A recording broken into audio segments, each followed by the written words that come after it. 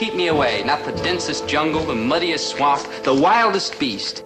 You rang? Oh, it's only you, Maynard. Bye, Dobie. We'll be waiting Bye, for you. girls. Bye-bye. It's only you, Maynard. It's only you, Maynard, please. No offense, Maynard, but as your friend, I ought to tell you why everybody says it's only you, Maynard.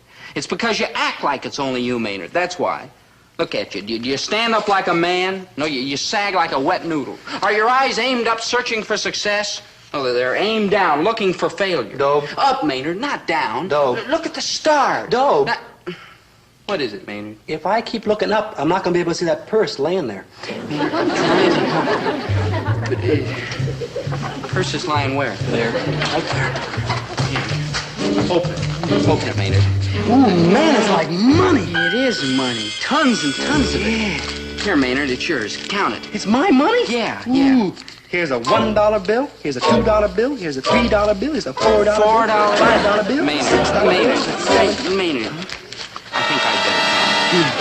Dobie,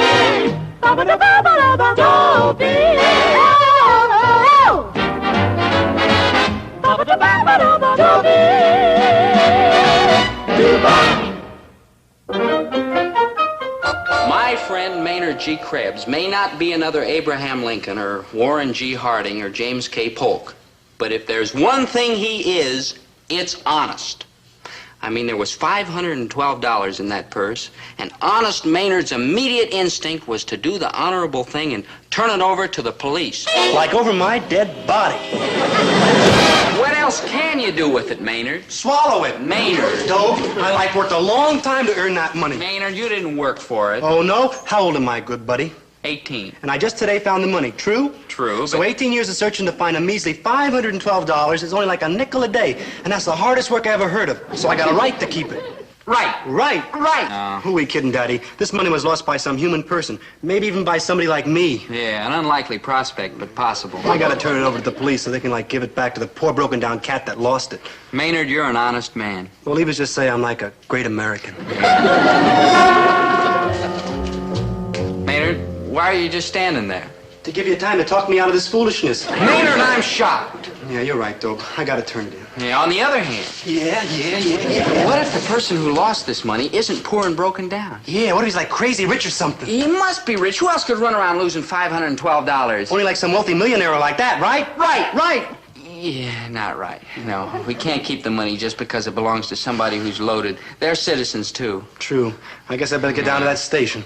On the other hand... Yeah. Insurance. Insurance? Sure, they tell the insurance company they lost $512 and they get all the money back. What's to stop them from telling the company they lost like $1,000 or $2,000? Or $5,000. Dope, if we turn this money in, we're keeping them from raking in a fortune. Right. Not only that, but if you give the money back, it'll move the owners up to a whopping income tax bracket, and they'll have to pay the government through the nose. Man, we're doing them a favor by keeping it. Right.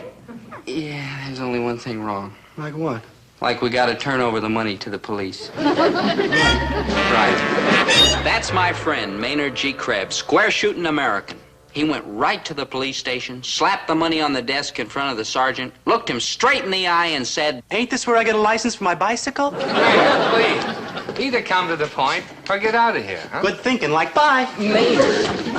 Maynard, you know you've got to give the money back. Yeah, you're right, Dope. I gotta go through with it. Yeah. Sergeant, I found this purse in the Park, I want you to find the owner. squealer. Daddy can say.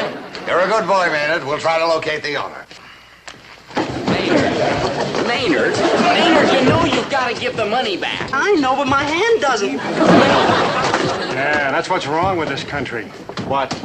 Too much honesty. Here, Maynard, sign this claim. Oh, no. The last time I signed something, I ended up with an 18-year subscription to a magazine all about how to raise chinchillas for fun and profit. Sign it, Maynard. It gives you the money if the owner doesn't show up inside of 6 months. Hey, you mean I might get it after all? It's possible. Ooh, I'll sign. Hey, I already signed. I must have been here before. Ooh, Dope, I can get everything. Ooh, Maynard. I don't want to be a wet blanket, but if somebody comes in here in the next 6 months and claims that purse, you won't get anything. You think somebody might? It's possible. Nah, who want an old purse like that? Yeah, and all that old money. Sure, Dope, nobody will claim it. No. Come on, let's go. Hey, that's a pretty spooky kid. Yeah. Come on, let's get back to the card game. Okay, whose play is it? Your play.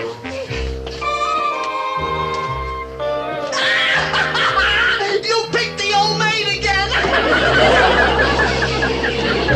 The next 6 months were enough to make a block of granite fidgety. I mean, if the owner of that purse didn't show up, Maynard would be up to his elbows in loot. There was plenty at stake, all right. And you've got to give Maynard credit. He took it easy and didn't get impatient. Could I have my money now, please? Maynard, I told you, you've got to wait 6 months. I've been waiting. How long, Maynard? 2 days. Ain't that close enough? Out? Out.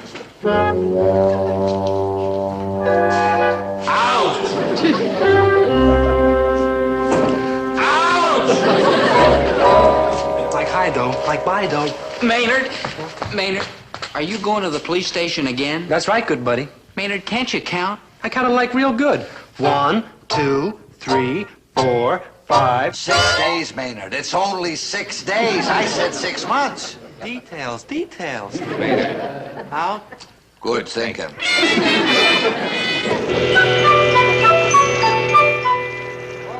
Something strong, eh, Dugan? Yeah, I just got another flooded street report. Anybody who would budge out of his house on a night like this must be at least half mackerel. You right? It was a tough, damp 6 months.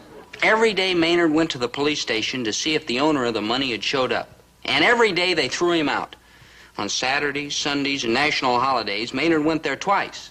And on Saturdays, Sundays, and national holidays, they threw him out twice. The sergeant applied for a transfer 11 times. But in all those months, nobody came in to claim the money. And at last, Maynard's fine, shiny moment of victory had arrived.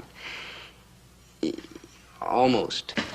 Now, Sergeant, now? No, Maynard, not now. But it's like 6 months. Yes, Maynard, it's like 6 months, but it's not exactly 6 months. You've got 24 hours more. At 5 o'clock tomorrow afternoon, you can come in here and claim your money. And Maynard, I have never looked forward to anything so much in my life, and that specifically includes my pension. But it's only 1 more day, Sarge. Why can't I have it now? The law is the law, Maynard. After all, Maynard, the real owner may show up by 5 o'clock tomorrow. That's a terrible thing to say. Can I have my money now, huh, Sergeant? The money, please. The money, Sergeant. Maynard, Like, calm my money, down, huh? like, please, like, Sergeant, like, my money, like, please. Down, Maynard, down! Your hot breath is melting my bed. Maynard, will you please pick it up tomorrow? Tomorrow? My money tomorrow? Maynard, you waited 6 months. You can wait 1 more day. Yeah, you're right. I can be figuring out what to do with it. Officer Dugan, are the prisoners ready to be released? Boy, are we ready! We're ready. Come on, Willie, let's go. Prisoner Alfred W. Montcalm. Here, Your Honor. Prisoner Willie Framis. Likewise, I'm sure. You two have served 8 months in jail for petty larceny, fraud, bunco, vagrancy, and loitering. Loitering? Your debt to society is now paid, and you are hereby released. Bless you, sir. And if you ain't out of town inside of 24 hours, I'm gonna run you in again. 24 hours? Are you kidding? When are we going to get enough money in 24 hours to get out of town? Don't worry, little friend. Somewhere we will find the answer to our problem. My problem is, what's the best way to spend all this loot? I sure wish I had problems like that. Well, it really is a problem, you know. I've been thinking about it a lot, and for a while I was a little scared. A what? Well, when a guy becomes a millionaire... You'd like $512. Like, yeah. Well, when a guy becomes a millionaire, there's always a danger it'll go to his head. I mean, money could, like, change a guy. You know, make him all uppity and snooty. Well, Dobe, I ain't gonna let that happen to me. No. I'm gonna try to stay just as lovable and sweet and kind and good and true blue as I've always been. I'm getting pretty misty, Maynard. Dobe, why do you suppose everybody, like, loves me? Because you're lovable and sweet and kind and good. You, like, forgot true blue. Excuse me, true blue. That's right, Dobe. I'm, like, lovable and sweet and kind and good and true blue. But that ain't all. Oh? I'm modest, too. Oh, yeah. And I mustn't let wealth and riches change me. I mean, I don't want to be some big, powerful tycoon that makes everybody bow and scrape. I just want to stay the same sweet, beloved Maynard G. Krebs. You're all heart, sir. So you know what I'm going to do with the money? Yeah, Endow University? No, throw a blast. A blast? You know, a party, a wingding, a gig. Oh, who's coming? Like everybody. Everybody? Yeah, I invited the whole school. Uh-huh. I mean, all the kids who've been respecting and admiring me all these years, they're going to find out Maynard G. Krebs. Don't forget. Yeah, I repeat, sir, you're all heart. Yeah, tonight I'm going to throw the biggest blast anybody ever saw. Tonight? I'm going to have all kinds of fancy foods like hot dogs and donuts and music and favors for the ladies and favors for the gentlemen. Maynard, you're having a party tonight? Yeah, with hot dogs and donuts and Maynard, favors. you don't get the money till 5 o'clock tomorrow. How can you pay for a party tonight? Well, Dobe, everybody in town knows about the money I found. Uh-huh. And rumors have been getting pretty exaggerated. The last I heard, it was up to $50,000. $50,000. Yeah. Sit down, Maynard. Are you trying to tell me somebody's giving you credit? Spooky, ain't it?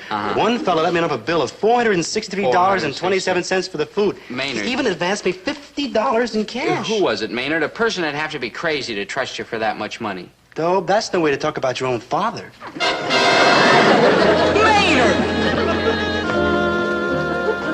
Willie, do you know who else is going to be at that blast? No, Alfred. Whom else? A little old lady selling violets. What a cornball racket selling violets. Yeah, but this violet seller lost a purse that had $500 in it. Yeah? Yeah, and when that kid out there hears about it, he's going to want her to take it. You know, I took one look at him. I knew right away he was a stupid kid. Yeah, he's got a heart as soft as mush. He's going to beg her to take it. That's brilliant, Alfred. Yeah. I got a question. Shoot. Where are you going to find such a type like old lady? Well, let me see. Now, with a wig and a dress I can steal from my mother, who is just about your size, and a funny little hat. Oh, no, you don't. No, Alfred. No. Come now, Willie. No. You'll make a charming old lady. No. Remember the last time you made me dress up as a dame to con the old ladies home? Yeah? 3 traveling salesmen proposed. Who told you to accept, you lunkhead? No.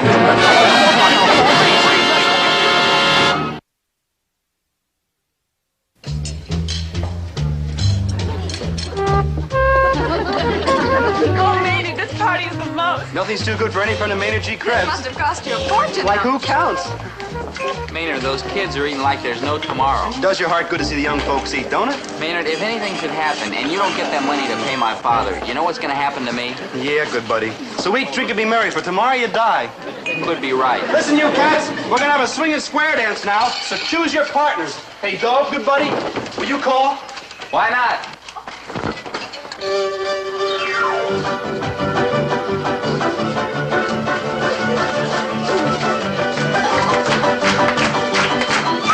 Now you're home and now you swing round and round with the pretty little thing. Alum and a left and a right to your girl, a wagon wheel, and make it whirl. Whirl them high and whirl them low. Whirl that pretty little calico.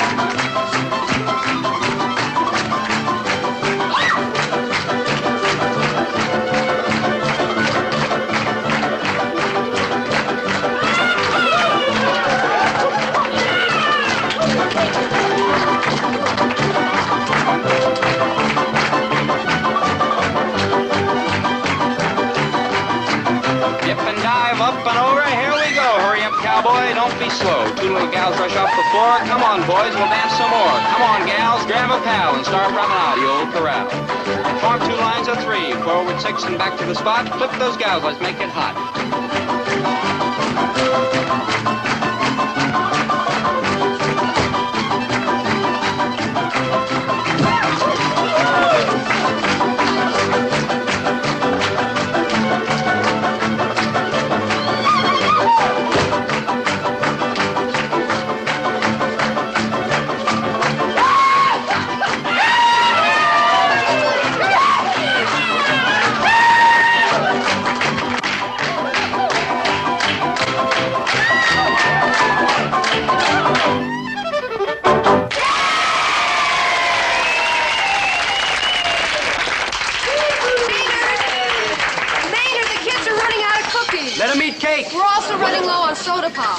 album. Call Gillis Grocery and order whatever you need. I'm very large with the proprietor. Maynard. Come on, smile, Dobe. This is a happy day. Let's hope so. Oh, yes, it is, good buddy. This is the best day I'll ever have in my whole life, even if I live to be old, like 30 or 40. I hope I do. Come on, smile, Dobe. You gotta look happy when you give the speech. Speech? What speech? The speech I wrote telling what a great guy I am. Yeah, if you don't mind, Maynard, I don't think I'm up to it. All right, good buddy. You must be tired from all that calling. Yeah. I'll give it myself.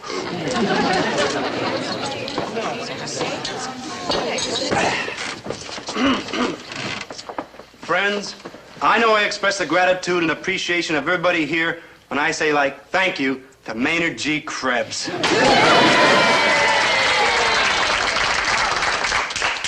Now, why did Maynard G. Krebs throw this blast for all his friends? 'Cause you're his friends, that's why. I mean, you're friendly. I mean, that's what you got, friendship. I mean, what would friendship be without friends? You'd be like friendless. Like, right? But leave us not get too misty. Leave us continue with the revels, compliments of that great American, Maynard G. Krebs, who now invites you to step to the refreshment table for skinless and boneless frankfurters.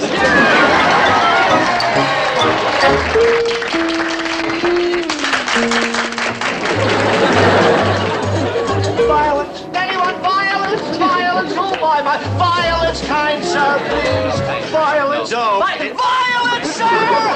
Nobody polite to say no thanks, ma'am, to a little old lady like her.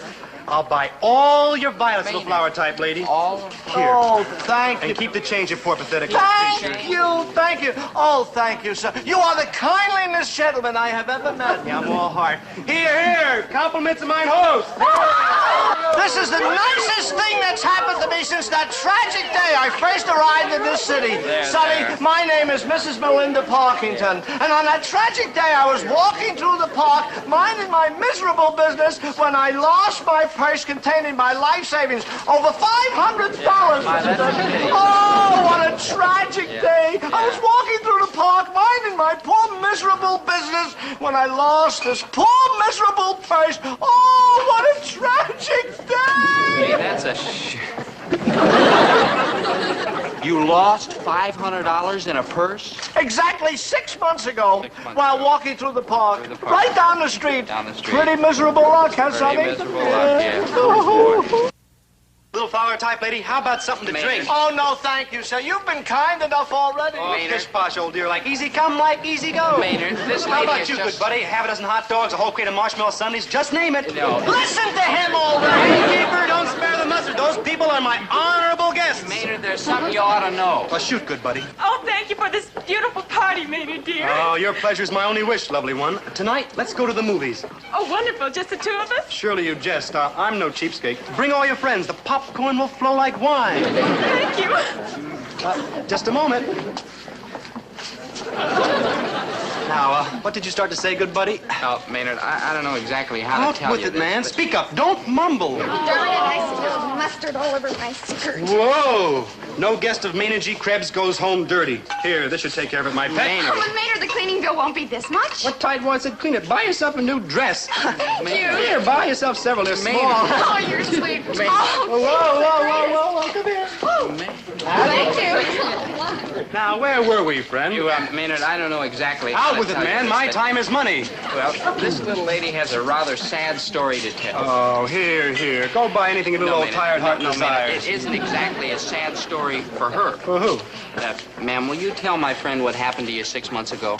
I came to this town with my life savings. On the day I arrived, I lost my purse and all my money Here, was you in poor it. old thing. Now, over $500 right in that park, right down Here, the you street. decrepit old darling. And since then, I've taken to selling violets and picking up a few pennies here and there. Oh, it's been a hard life, boys. A very hard life. Here, you antique old lady. Oh, it's certainly been a break running into you, boys. Here, you creaky old person. Maynard, did you hear what she said? Yeah, she came here with her life savings, over $500, and she lost her purse right in the... Over $500? In a purse. In the park? 6 months ago. Maynard, Yeah. what are you going to do about it? The right thing. Oh, I'm proud of you, Maynard. Yeah, nobody saw her come in here. You grab her from behind. I'll throw a sack. Station house? Station house. Something wrong, kind gentlemen? Like wrong? Like wrong? What could be like wrong? You look so pale. Only on the outside. Inside, I'm kind of like worried purple. Yeah, Mrs. Parkington, I think your days of misfortune have come to an end. Yeah. And mine are just beginning. Now, wait a minute, Maynard. Let me get this straight.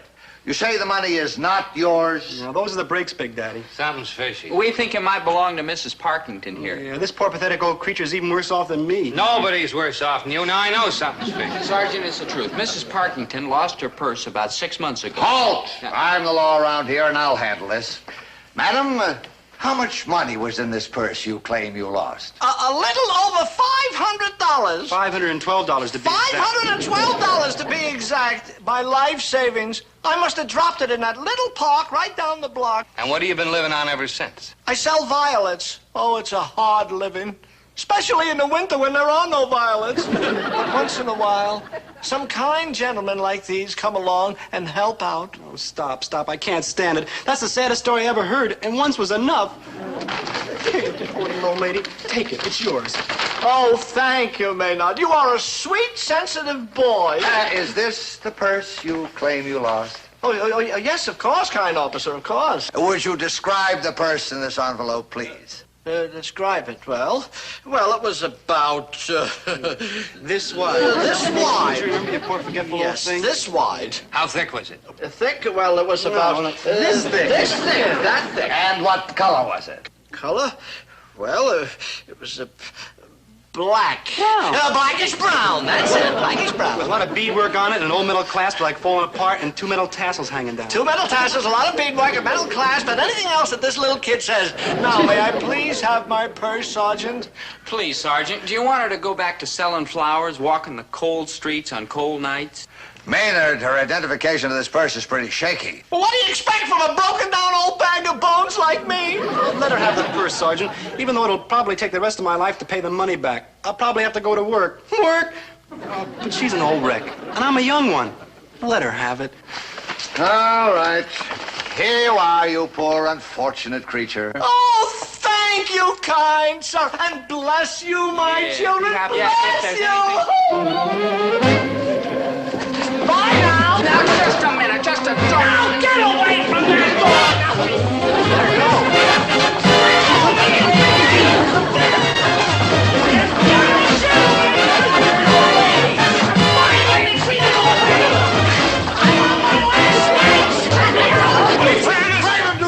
This is a fine way to treat a little old man. If Willie's here, his partner must be close by. All right, I'll nab him in a hurry. Mrs. Parkington, you look different. Maynard, you can keep the money after all. Oh, drat that Alfred. Every time I put on this outfit, I always wind up in trouble. Let's go. Let go of me, you big ape. I'm still a lady, you know. Get in here. Poor Mrs. Parkington. Dobie, we all owe you a vote of thanks, especially Maynard. Say, how did you ever figure this out? Well, remember when she kissed me? Well, that was the first time I was ever kissed by an old lady who needed a shave. Good work, Gillis. Poor Mrs. Parkington, losing her hair and all.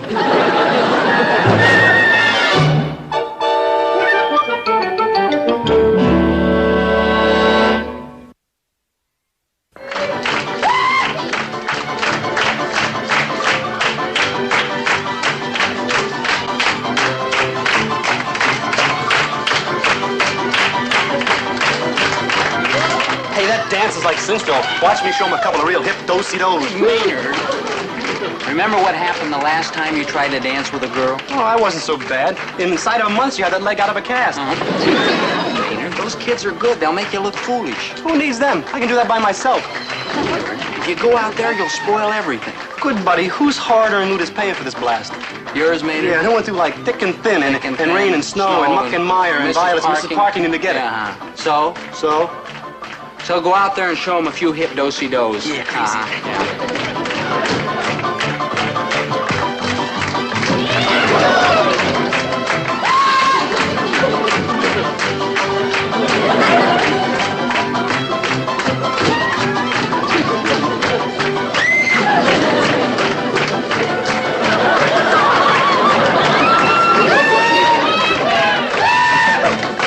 Maynard!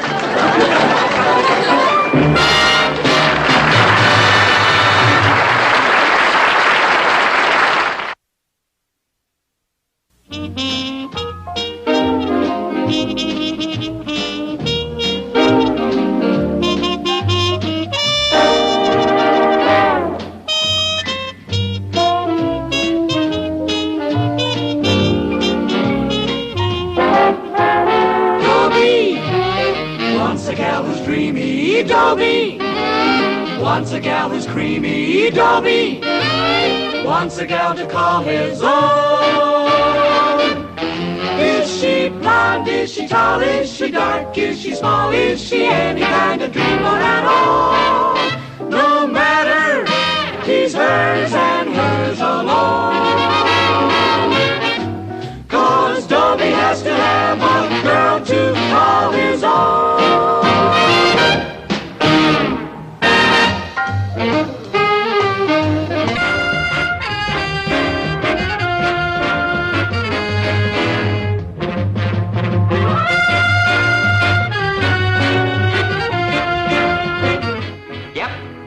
All right, Dobie Gillis, boy speed demon.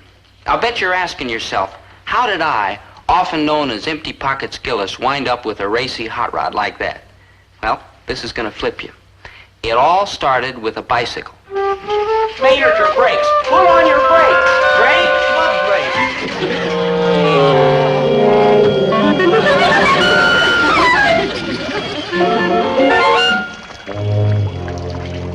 Maynard! Gee, are you fellas hurt?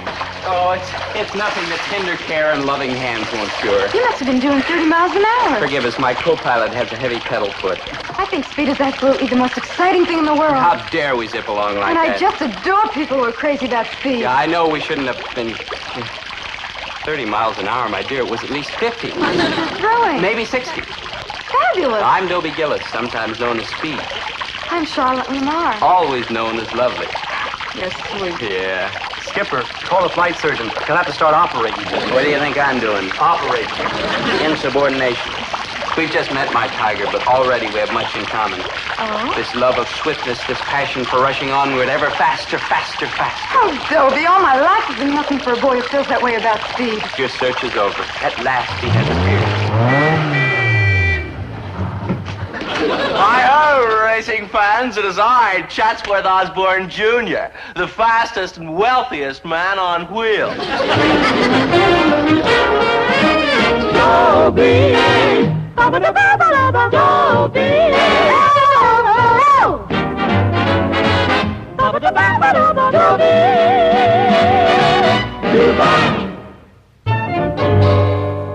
Okay, so she likes speed. Then speed's what she's gonna get. I'll dig up a racing rig that'll make Chatsworth Osborne Jr.'s little putt-putt look like the leftovers from a train wreck. You rang? Maynard, I've been thinking. Yeah, I tried it once. I fell asleep. Maynard, I thought of a plan to get Charlotte away from Chatsworth. Man, you gotta be joshing. She's like bolted to the front seat of his hot rod. She only gets out for meals and exercise. Exactly my plan. If a hot rod's so important to her, then I'm gonna get a hot rod. Okay. Who are we gonna steal it from? Steal it? No offense, good buddy, but I happen to know your father, and it's a cinch you ain't gonna buy it. Maynard, we're gonna join the Downshifters Club, where Chatsworth and all those other hot rod drivers belong. I'm like scared to join a club, and vice versa. Yeah, and then we're gonna build a car, like in that movie we saw last week. Grease monkey on my back? That's the one. Man, what a gasser. Maynard. Those fellas into the 500-mile Indianapolis races with a car made out of an orange crate and an old washing machine engine. Ooh, and then 2 laps from the end, they run out of gas.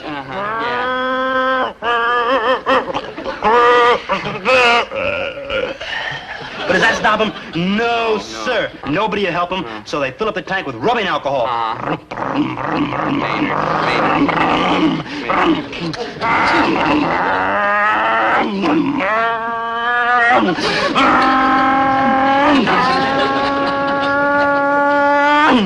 They lose the race, but they end up with the jolliest car in the whole state of Indianapolis. Maynard! I think you got it mixed up with a couple other pictures. Would you excuse us, please? Please, yes. Maynard, what I'm driving at is those fellas used American know-how. They put that car together with nothing but old odds and ends. Why can't we do that? Sure, why not? You bet, why not? All it takes is brains and ingenuity and mechanical savvy. And I just answered my own question. Cheer up, good buddy. You always got me. I'm very grateful, Maynard, but look, what we need is help from somebody who's got the brains and ingenuity and mechanical savvy we're short on. Where are we going to find such a fellow? that answer your question? Zelda? She's not exactly a fellow. No, but she's ape for hot rods. Watch this. Hello, Zelda. How good to see you. How very good. Hi, Bunny. Zelda, have you got a minute? A minute, of course, or a whole lifetime, Snookums. Zelda, Maynard and I were just talking about you. Dobie, you got another warning slip in penmanship. Well, yeah, but that's not what I want to talk to you about. I do good in penmanship. They can't read my writing, so they don't know I'm the one they want to flunk. Zelda, if you could have anything in the world, what would you want the most? I've told you 1,000 times, Dobie. It's you. You, which my father says is an example of my limited horizons. Thank you, Zelda, but I mean next to that. You mean a... That's right, a hot rod. No! We want you to work on one with us. No, don't even mention them. It hurts too much. Oh, it's what you were born for, Zelda. You're a mechanical genius. If you'd lived 5,000 years ago, you'd have invented the wheel. Dobie, you are mean and cruel and rotten to even mention them. You know how I flip over hot rods? Zelda. My father will kill me if he ever finds me near a grease pit again. What is he, some kind of a nut or something? He won't even let me join the Downshifters Club. Oh? And you know they offered me an honorary life membership in appreciation of my invention of a new fuel induction system. Oh, well, we're joining the club, Zelda. You can work with us. It's out of the question. Very well. What must be, must be. But it seems a pity. We could have had such good times working together, shoulder to shoulder, hubcap to hubcap, perhaps even sharing the same lubrication rack. When do I start? Zelda, you're 100%. You're like a real human being. Yeah. Tell me just one thing. Anything, my pet. Who's the girl? Girl? What girl? Do you know any girls, Maynard? None that'll talk to me. You know who I mean, Dobie. The girl who's making you do this. Yesterday, you wouldn't have known a hot rod if it came up and sat in your lap. Now you're all of a sudden crazy to have one. I tell you, Dobie, there's a girl in this someplace. Oh, Zelda, you've discovered my secret. It's you. You're the girl. Oh, come off it, Dobie. Yeah, come off it, Dobie. Maynard, you're supposed to be on my side. Oh, Zelda, I'll admit I've been fickle and flighty on occasion, but don't I always come back to you? And that's the way it better be, lover boy. The only other pretty hit I expect to find in this operation will be on a hot 8-cylinder engine. Get it? Good. All right. Step number 1, getting Zelda to agree was out of the way. Next, step number 2, getting my father to agree. Now that I think about it, getting my father to agree is really steps number 2 through around 30 or 40. Of course I agree. I agree 100%. You do? Certainly I agree. I agree that of all the lame brain notions you ever tried to clip me with, this one about joining up with some tribe of screwball, hot rod, unbolted nuts is way out in front as the lame brainiest. Now, Herbert. Oh, don't now Herbert me. If I had all the money now Herbert has cost me in the past 17 years, I could be retired and laying on the beach at Acapulco with a marimba band playing for my sun-burning pleasure. Dad, you're getting upset. How do you know? Who squealed? Who's the rat? I don't altogether agree with your father's reasoning, but he is right. I don't want my baby mixed up with these drugged strips and hot roots. Mom, that's drag strips and hot rods. I don't care what they're called. I'm against them. They're dangerous. I saw one of those hot rods the other day, and it was so stripped down it looked like a 4-seated carburetor with tail lights. Well, at least come over to the downshifters and look around. We could certainly do that, couldn't we, Herbert? Get your father's coat, dear. How about the kind of people he's going to meet over there? Oh, I can see it all now. It's Dobie's wedding. There he is in an oil-spattered leather jacket, while the bride comes down the aisle in lace-trimmed coveralls. They zoom out of the church under an archway of grease guns and jump into their hot rod, while the laughing bridesmaids shower them with old spark plugs. Dad, you'd feel different if you ever saw the club. Put this on, dear. We're going over there now. Yeah. Where do you intend to spend your honeymoon? On the straightaway at Bonneville Salt We have to shut up the store anyway. Come on, Herbert. If he's so bugged about fixing cars, why doesn't he do something about my truck? It's untouched by human hands since 1941. Herbert Gillis, you haven't heard a word I said. Yes, I have. We're going over to that hot rod clam bake. We're going over to that hot rod clam bake. Oh, no, we are not. You don't catch me in that joint. Now, Herbert. What did you say? I said now, Herbert. That's what I was afraid you said. Eventually, you've got to now Herbert me into going over there, and I'm not stupid enough to fight it. Come on.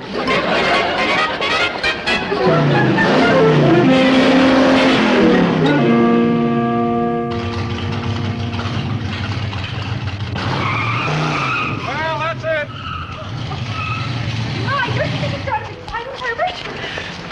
We give the kids a place to work, a reasonable amount of supervision, and a sensible goal. And the rest is up to them. I'm impressed, Mr. Sullivan. Aren't you, Herbert? Well, let's face facts, Mr. Gillis. A boy with a mechanical knack is going to fool around with cars anyway. He might as well do it safely. What mechanical knack? This kid tried to fix an appliance in the kitchen last week. So? Have you ever had a refrigerator full of barbecued ice cubes? Well, he'll improve. You'd be surprised what a boy can learn when he's interested.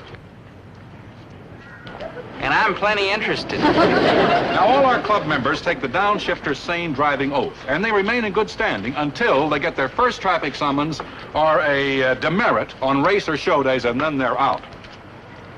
Well... And our club members are serious and hardworking. There's no oddballs or clowns. I'll wait in the car. Showing off. Mr. Gillis, a lot of what the kids learn here can be useful elsewhere, and they learn fast because they're in healthy competition. Now, look at them. They're getting their cars ready for our big original design contest. The member who comes up with the best new design for a car wins that big trophy, Dad. Man, with that hunk of hardware, I could open my own hock shop. My, some of these cars are adorable.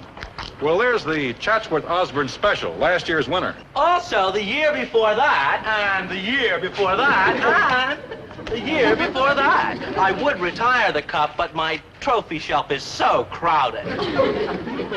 Son, do you think you can beat that Chatsworth Osborne Jr., and I've got a scheme that's guaranteed to win. Yeah, it's called Zelda Gilroy. Okay, then you got my permission. And don't let nothing stop you. The entrance fee is $25. You have just been stopped. No, I'm not even going to let that stop you. Here. Son, there's just one thing.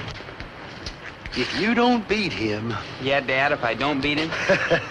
You wouldn't dare. Here are my plans, so knock them dead. Yeah, here's mine. Yeah, let's take a look.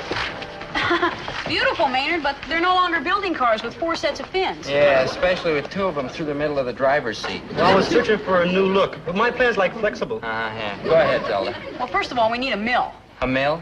a power plant, an engine. Oh, they cost money. Why don't we build it on top of a hill and push? We can get a wild V8 engine for nothing. Oh, where?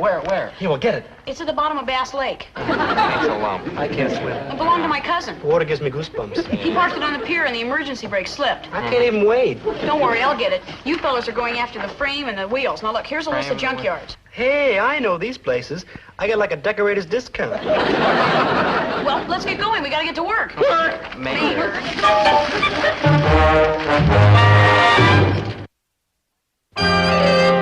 If I didn't learn anything, I learned one thing from this experience. A car's more than just a rag, a bone, and a hank of hair. I mean, to make the doggone things work, you've got to start from the bottom and build, build, build. Boy, do you have to build.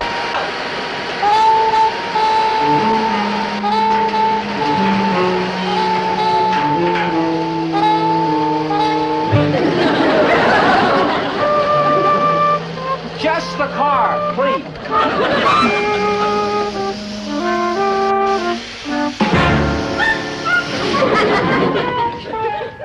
Just the car, please, Maynard. Man, I wish we had an engine. Yeah. Go bomb poop. So am I, Maynard. But it's worth it. Good, hard, solid, honest work. Work! Maynard, cut that out. Hello, Dobie. Hi, Charlotte. I hear you're building a car. How fascinating. Yeah. So, Dobie, you are the newest member of the Downshifters Club. That's right, Chatsworth, and I'm going to win that original design trophy. I'm going to beat you or anybody else who stands in my way. Well, how gloriously democratic. That's the spirit that made this country what it is today. The hope for greatness, no matter how lowly the circumstances of birth and breeding. Chatsworth, if we knew what that meant, we'd be mad. May the better man win, Gillis, baby. And after I do, I shall be becomingly modest, or as we put it, Osborne-ish. Shall we away to lunch at the club, dear child? Please, that Chatsworth Osborne Jr. One of these days he's going to get his. His what? I don't know, but when I figure it out, he's sure going to get it. Yeah. Well, team, it was a tough struggle, but I got our engine. And 14 feet of water. That's our engine? Oh, it'll look better when we unpack it from that crazy-looking Excelsior. Maynard, that's seaweed. No kidding? Yeah. She's right, good buddy. Excelsior's like saltier. Yeah. Zelda, do you think it'll run? Well, if I didn't catch the bends diving for it, we'll soon find out.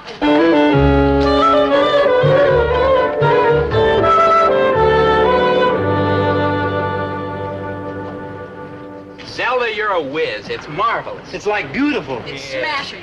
Will it run? Killjoy. Don't let him ruffle you, Goosey. It'll run. You're sure? You have my word as a lady. And as a brilliant, attractive mechanical genius. I confess its appearance is passably chic, Gillis, baby. But a car without a perfectly working engine is rather like a human being without a brain. No offense, Maynard. Go slow as stock or bomb, Chatsworth. Maynard, that's Bond, but you've got the right idea.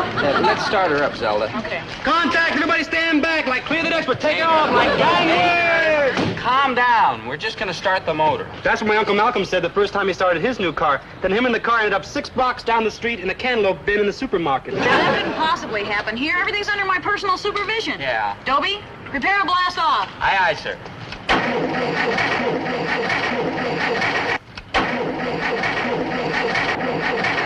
Keep out of my poor ways. I well remember my own early struggles when I was just a raw kid from the right side of the tracks.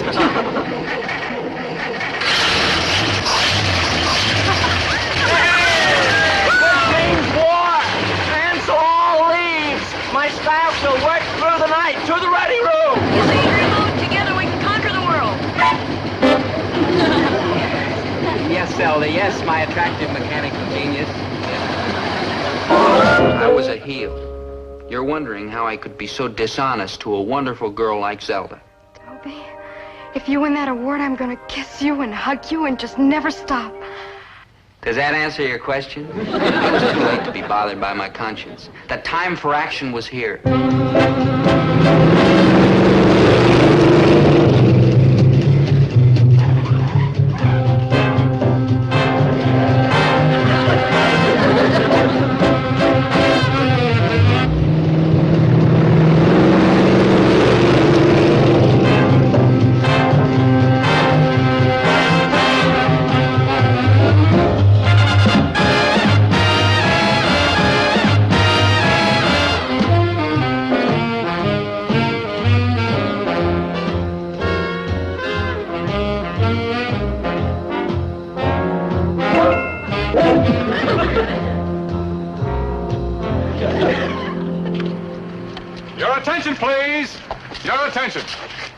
We have completed the preliminary judging and the time trials. And the finalists in the original design contest for the Downshifters Trophy are the cars designed by Mr. Chatsworth Osborne Jr. Here, here. And Mr. Dobie Gillis. The windshield. And team. Now, the judges will now give these two entries their final inspection. Now, at my signal, will the drivers please start their engines so we may see them in action? Mr. Osborne, we will check your entry first. Gentlemen, may I call your attention to the handmade platinum-plated cylinder heads? Chrome plating is becoming so passé, don't you agree? I'm worried, Maynard. Chatsworth's car's a real beauty. Just relax, Dobie. Hey, let's sneak over there and hack it up with an ice pick a little. Him too. Maynard, if we win, it's not going to be by cheating. Why not? There are too many people around and we'd get caught. Yeah. Dobie. Ah, Charlotte, your loveliness makes the beauty of my car pale into nothingness. Dobie, I'm so sure you're going to win. You have inspired me to these heights, my sweet. Don't. After my victory, what say we go over to the malt shop and drink exotic sodas out of my trophy? Fabulous. Don't. Maynard, please. All the ingenuity and brain power that went into this magnificent piece of machinery was for you, my love. Keep that thought. See you later, my champion. Yes, yes. Farewell, my inspiration.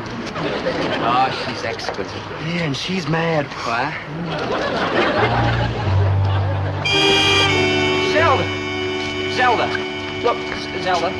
Zelda, look. Now cut that out! What? Zelda? Hold this. What are you doing, Zelda? Zelda, you can't. Dobie, I can. Good buddy, she did. He's right.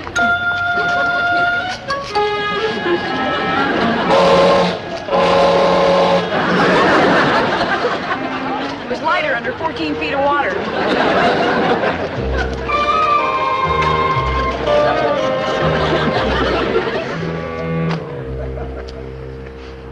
Hey, Dobe, I got an idea. What? Let's cut out, like, instantly. Bad thinking. I got, like, another idea. What? Here. Maynard. Oh, yeah, good. Yeah, you did. Yeah. Yeah, fine.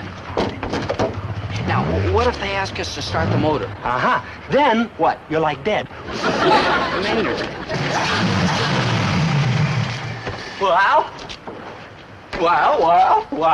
A very fine piece of work, Mr. Osborne. Naturally. Now, may I have the winner's trophy now, or must we go through the hollow mockery of inspecting Gillis's little bauble? Well, it is customary. Ooh, I will hollow mockery you.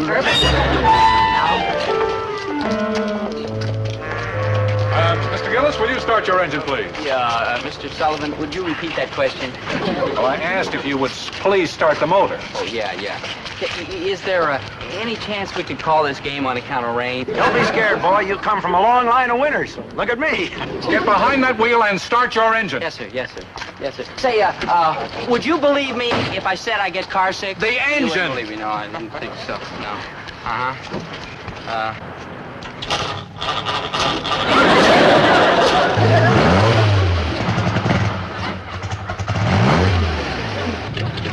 Excellent. Now rev it up a little more.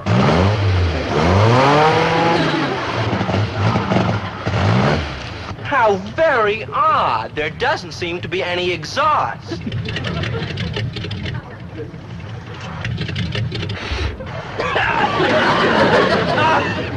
Oh, my son, rats. Remarkable. There's absolutely no vibration. All right, Mr. Gillis, you may turn the motor off now. Yes, sir. Turn it off! Yes, sir. I'm trying to turn it off. Judges. Your attention, please. The judges, after careful study of the two final entries, have decided that the winner is Mr. Dobie Gillis.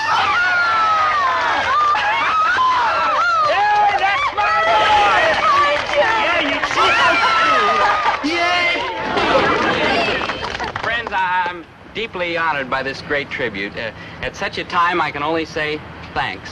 I owe my success to careful planning, to Yankee ingenuity, and above all to the courage, loyalty, and determination of my engine.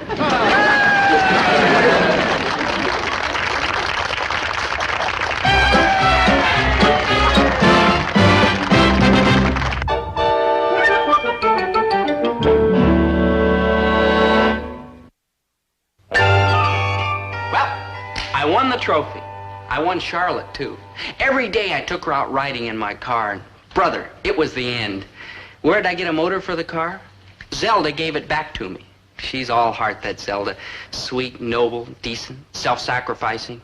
Me, on the other hand, well, I'm kind of let me put it to you this way. I'm a rat.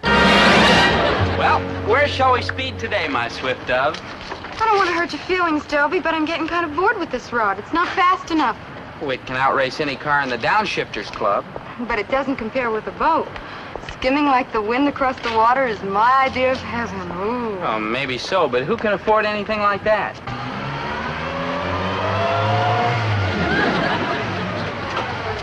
Anchors away, shipmates. Beat it, Chatsworth. Charlotte and I want to be alone. Oh, hush up, low-born person. Charlotte, baby, this little trinklet idles at 200 miles an hour. Chatsworth. Charlotte, I worked Maynard half to death on that car just for you. I'm just awful, I know.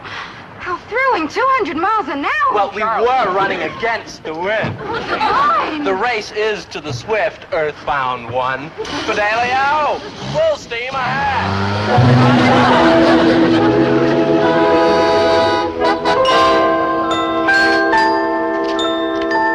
Hi, Dobie. Where's Charlotte? Never mind. She dumped you, huh? She did not. It was, sort of... She dumped you. She dumped. Why fight it, Poopsie? It'll always be you and me. And you won't regret it because I am brilliant. Also beautiful and desirable. Skimming like the wind across the water is my idea of heaven. Ooh la la. That's true, Zelda. You are brilliant. And beautiful and Beautiful desirable. and desirable, yeah. Tell me, Zelda, do you know anything about, speedboats? Speedboats? You know, it's funny you should ask, Snickums. It's my next field to conquer. No. Yeah, you see...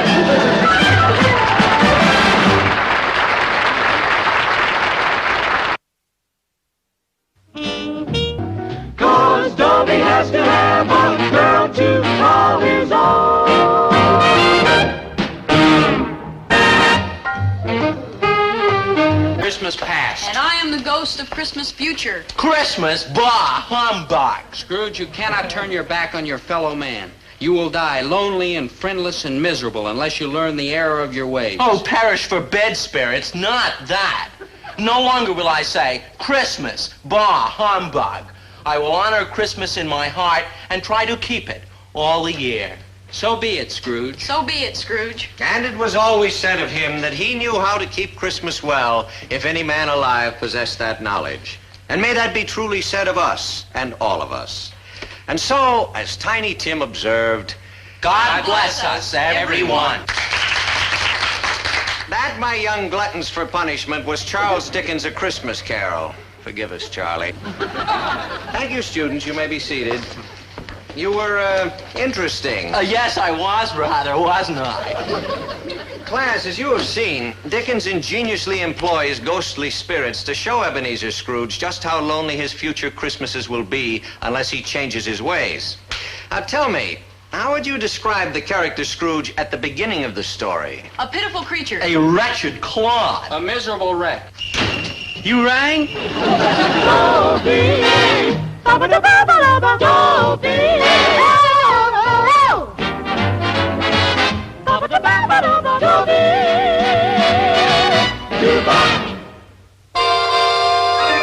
There are some people in this town who say that my friend Maynard G. Krebs is peculiar, odd, eccentric, weird, strange. I'm one of those people. But there's a difference.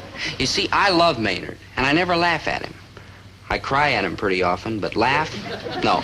I'm almost ready for class, Mr. Pomfret, sir. Fine, but we have a problem. Yeah? Class was dismissed 10 minutes ago. Somewhere between the second muffler and the Mackinaw. I goofed again. I'm nothing but a goof artist. Oh, I wouldn't say that, Maynard. I'm not a goof artist? I wouldn't say that either. I haven't done nothing right since I was born.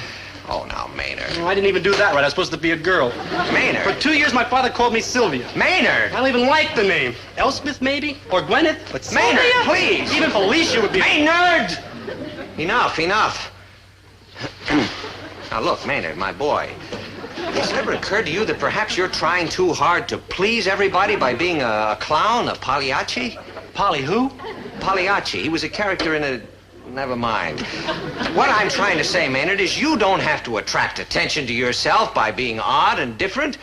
Why not just try to be one of the gang? How could I do that, Mr. Pomfret, sir? I mean, they go out on dates, and they go to dances, and they throw parties and like that.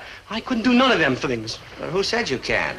Me, I just said it. Didn't you hear me? Maynard, I mean, what's to prevent you from, say, giving a party, inviting your friends over, giving them some refreshments? Show them that you, Maynard G. Krebs, are just as good as the next fellow. Me? Maynard G. Krebs throw a party? Yeah, I could do it. Oh, a swinging Christmas party with popcorn and a tree and like deck the halls and bobbing for apples and setting off firecrackers and... Firecrackers? For Christmas? Yeah, that's Halloween. I'm gonna do it, Mr. Pomfret, sir. I'm gonna throw the swingingest bash Central High School has ever saw. Now, just a minute, Chatsworth. Just a darn minute. What makes you so sure I want to come to your party? Oh, you'll be there, Gillis, baby. Just wait till I bewitch you with a list of entertainers. Oh, sure, sure. I bet you're going to have Peggy Lee, Tommy Sands, Dinah Shore, and Frank Sinatra singing a quartet with background music by Thelonious Monk and the Kingston Trio. They're for the intermission show. Now guess who we're having for the main entertainment? Never mind. You know, we aristocratic Osborns traditionally rub elbows with the peasantry once each year at this sort of outing. Something to do with democracy or some such. Ho, ho, ho, Gillis, baby. See you Christmas Eve. And as for a present, don't bother to bring anything inexpensive. On, Rudolph. Oh, that Chatsworth Osborne Jr. makes me so mad.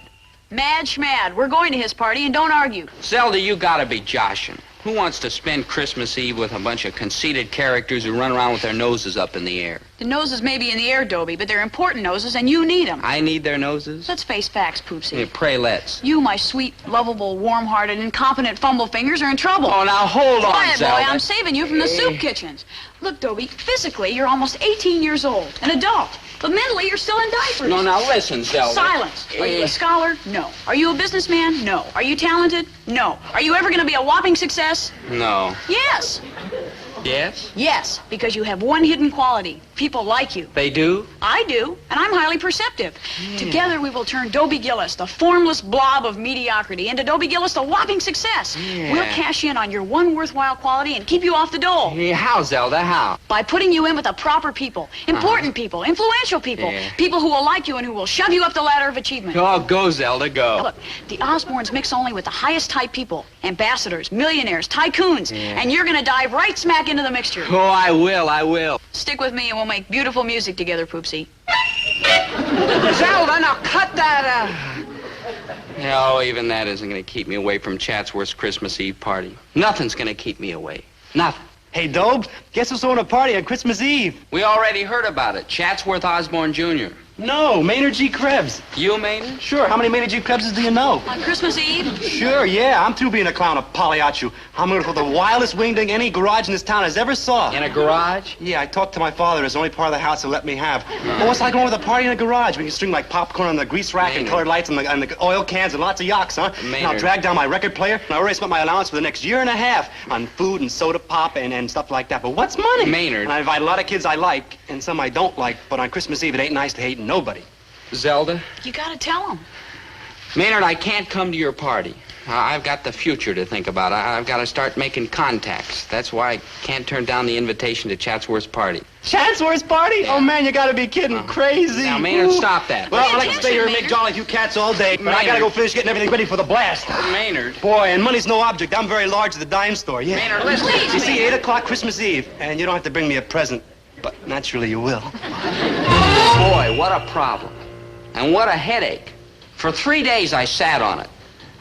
On the problem, not the headache. You see, I had to figure out which is more important. Getting ahead in the world or friendship. Yeah, this is a very deep question, and it ought to be answered by some of the giant minds of our society. By a Supreme Court judge or Dr. Schweitzer or Jack Parr. But here I was stuck with it, and I had nobody to go to for help. What do you mean, nobody? Son, just remember, whenever you got a problem, your good old dad is never too busy to lend a hand. Anytime. Gee, thanks, Dad. I've got this problem now that I could sure use some help with. Later, can't you see I'm busy? Dad, you said you'd help me. That'll teach me to volunteer. Okay, boy, what's ailing you? Well, it's an ethical problem, and I don't want you to jump to a conclusion until you've heard all the pros and cons. Stop beating around the bush. What subject are you flunking? I'm not flunking anything. This is about Maynard. Maynard? Oh, you need a Supreme Court judge or Dr. Schweitzer or Jack Parr. Dad, Maynard's invited me to a party at his house. Enjoy yourself, son. But maybe I shouldn't go. Maybe not. Because I've also been invited to a party that Chatsworth Osborne Jr.'s throwing. Oh, that's nice. Enjoy yourself, But son. maybe I shouldn't go to that one either. Maybe not. I have to decide which is more important, Maynard's friendship or the important contacts I'll make if I go to Chatsworth's. Remember, boy, the most important thing in this world is friendship. Then you advise me to forget about Chatsworth's party and go to Maynard's? What? If a fellow don't look out for number one, who's going to do it for him? Get what I mean? You mean I should go to Chatsworth's because I'll meet the right people there? Remember, friendship is more valuable than gold. I should go to Maynard's? But to get ahead, it isn't what you know, it's who you know. I should go to Chatsworth's? Remember, a friend in need is a friend indeed. Maynard's? But if you are going to go far, hitch your wagon to a star. Chatsworth's? Just remember, son, many a man has ridden to success on the coattails of his important friends. Chatsworth's? To win a friend, be one. Maynard? Well, any more questions, son? Just one. Shoot. What do I do about the party tonight? What do you mean, what do you do? You just follow the advice I've been giving you. That's what you do. And remember, anytime you need help, just call on your good old helpful dad.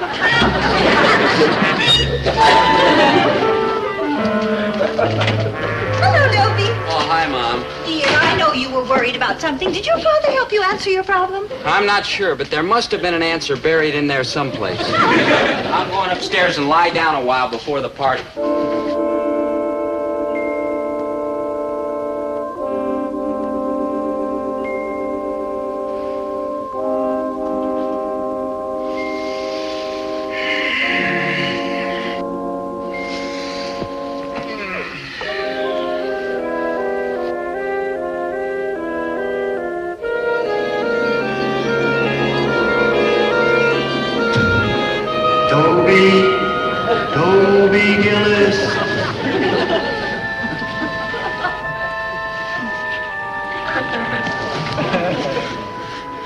Who are you? I'm not a who. I'm a what? Leave me alone, please. I'm like a ghost. What do you want with me? I'm like an all-purpose ghost.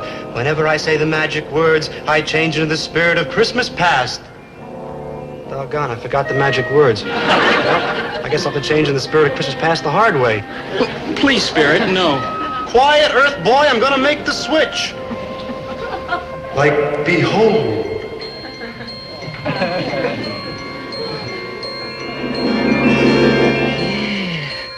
Yeah, I remember that Christmas past. We were about 4 years old. Maynard had just flunked out of nursery school for the 3rd time.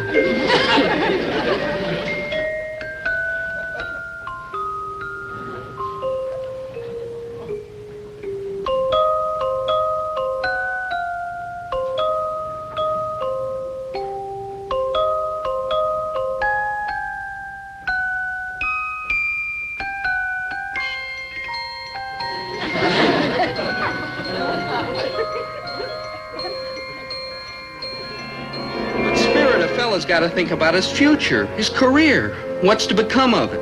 He's also got to think about what's going to become of his good buddy. And when his good buddy is Maynard G. Krebs, man, that takes a lot of thinking. But, Spirit, can't I forget about him? Forget your good buddy? For shame, Dobie Scrooge. You must now witness the miserable result of your miserable wretchedness. Ahoy, I will now become the spirit of Christmas future. Hey, I remembered the magic words. Abba-dabba-doo-doo, this'll suit ya. I'm now the spirit of Christmas future.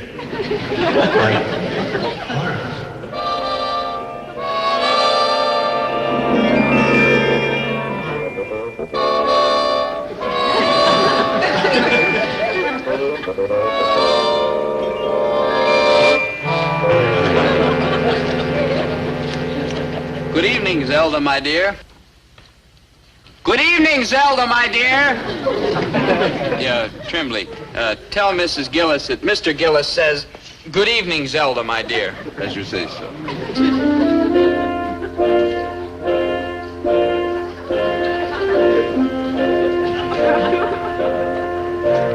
Good evening, Zelda, my dear.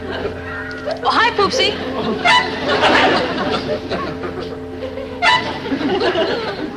Tremblay, tell Mr. Gillis. Now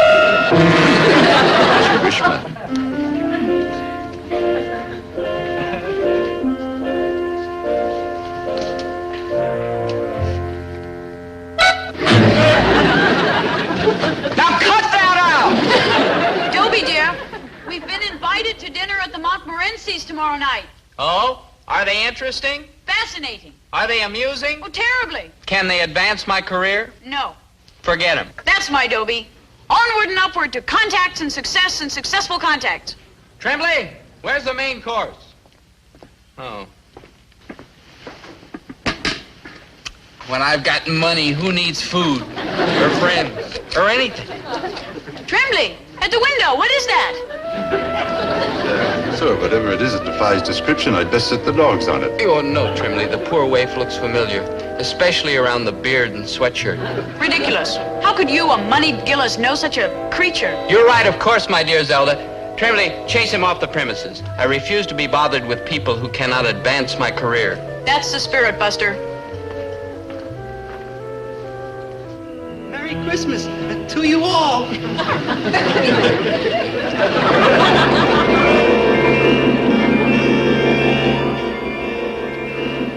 Maynard, Maynard, come back. Maynard, I didn't mean to snub you. Maynard.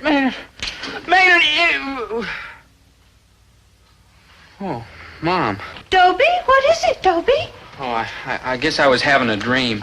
It was awful. Oh, well, you'll feel better once you get to Chatsworth's party. I pressed your suit for you. Oh, thanks, Mom, but about Chatsworth's I'll be party. so proud. My handsome son, mingling with all those important people, meeting friends who really amount to something. Mom. Your dad and I are just plain people, Dobie, but it makes us so very happy to know that our son is accepted and liked by the Osborns and their friends. Mom, listen. When you get back from the party, promise to wake me up and tell me all about it. Every detail, mind you, no matter how late it is.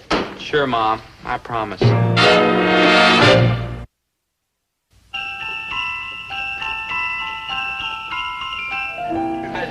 Ah, the fair Zelda and Dobie do. Yeah, Zelda thought it'd be rather an amusing little lark. Oh, mon cher Dobie, I scarcely think amusing is the proper word to describe an Osborne party. Oh, jazzy? Please. Jolly? Well, hardly. Sporty? Try expensive. Expensive? That's the word. And just par exemple, voila. Boy, that's sure a lot of walla. Man, I hope this isn't too fancy. I don't look like no show-off. No, Maynard. You must be the perfect mine host. Save the popcorn for your hungry good buddies. Boy, they'll be like clomping in here any minute now.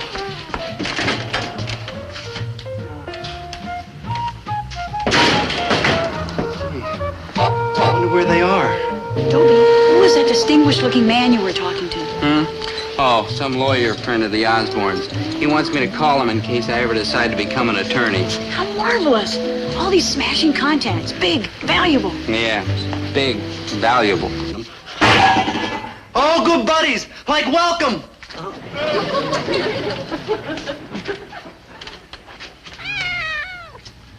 Oh, like, hi. Hey. Merry Christmas, Cat. No offense, but you better leave, because my good friends are going to be here any second. No, don't go, Cat. It's like lonesome here all alone. But I'm absolutely positively, definitely positive my good friends are like unavoidably detained. Probably. So we'll wait here together, huh, Cat? Atta, Cat. Happy Yuletide, Cat.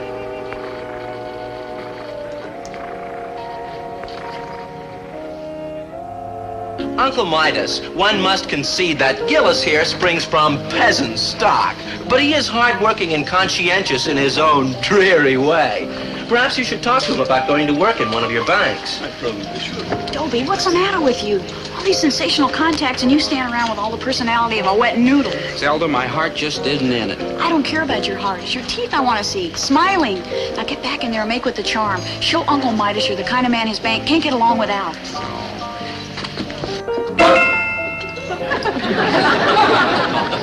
Let me out of here. Let me out.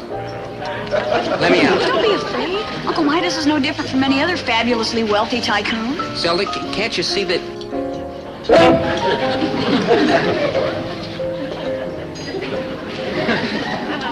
Come on, Dobie. Meanwhile, you and me, Cat, we'll celebrate Christmas. Like Hamburg? Dobie, snap out of it. Now look, that fellow over there talking to Chatsworth. His father is the plastic lamination king. Oh, boy. Shape up, boy. We're gonna meet him. Merry Christmas. There. You gotta be kidding. Dobie, have you slipped your trolley altogether? Come on.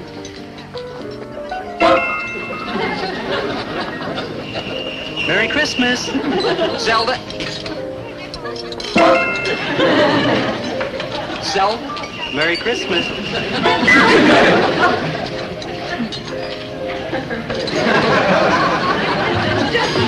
Gillis.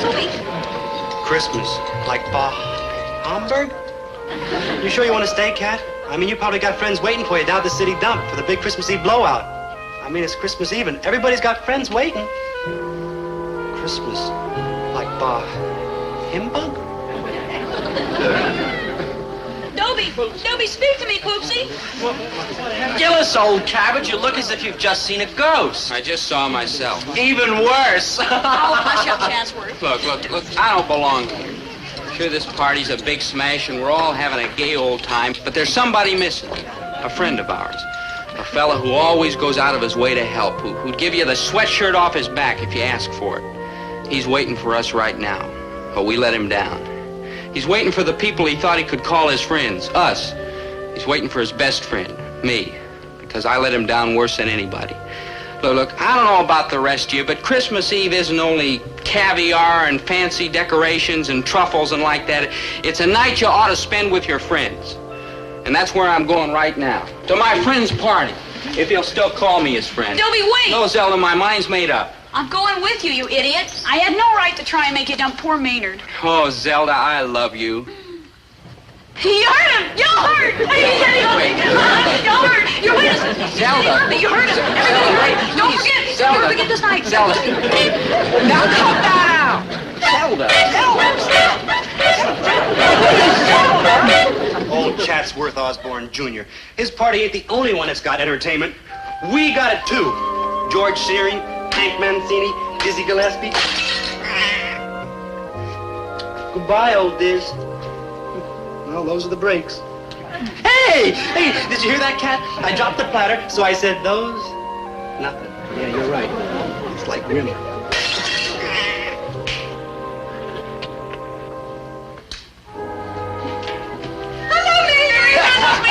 Can you ever call me good buddy again? You're a good buddy. I just did it. Oh, thanks, Maynard. Thanks, good buddy.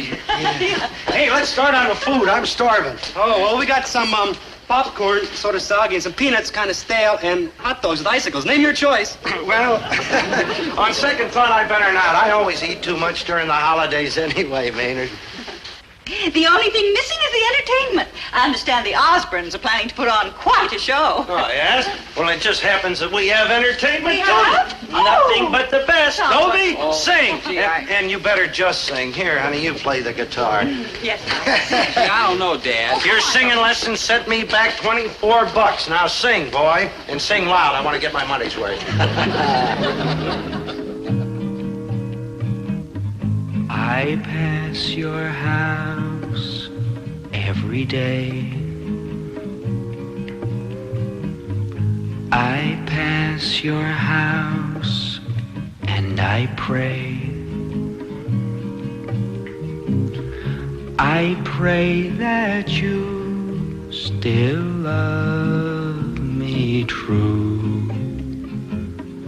Love me as I love you.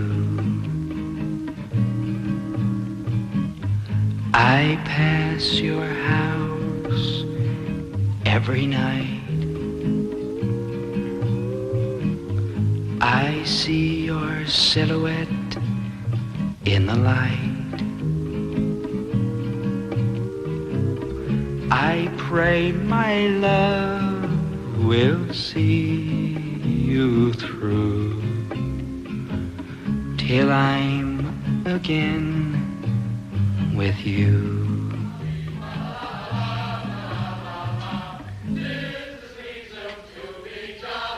Ghost. Pretty noisy ones. I can't hear my $24 worth of singing lessons.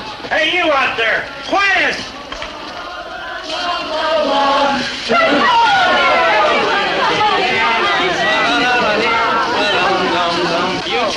But of course, Dobie do. You observe how the Christmas spirit overwhelms the average citizen. So you can imagine the shattering effect when it strikes an Osborne.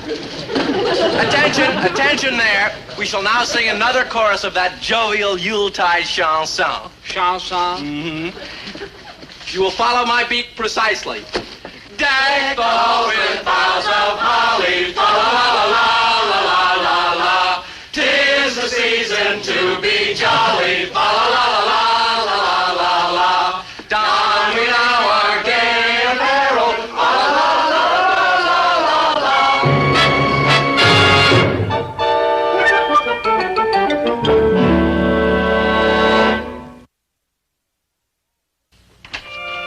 Ho, ho, ho, ho, ho. Like Merry Christmas, Mr. Gillis. And ho, ho, ho, and a Merry Christmas to you, Maynard.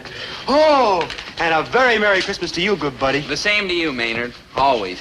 Dinner's ready. Come and get it. Nobody can roast a turkey like you, Winnie. Maynard, you stay and have dinner with us, won't you? You talked me into it, Mrs. G. Yeah, come on, Maynard.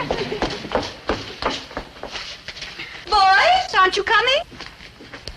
You better start without us, Mom. I'm waiting for my best buddy.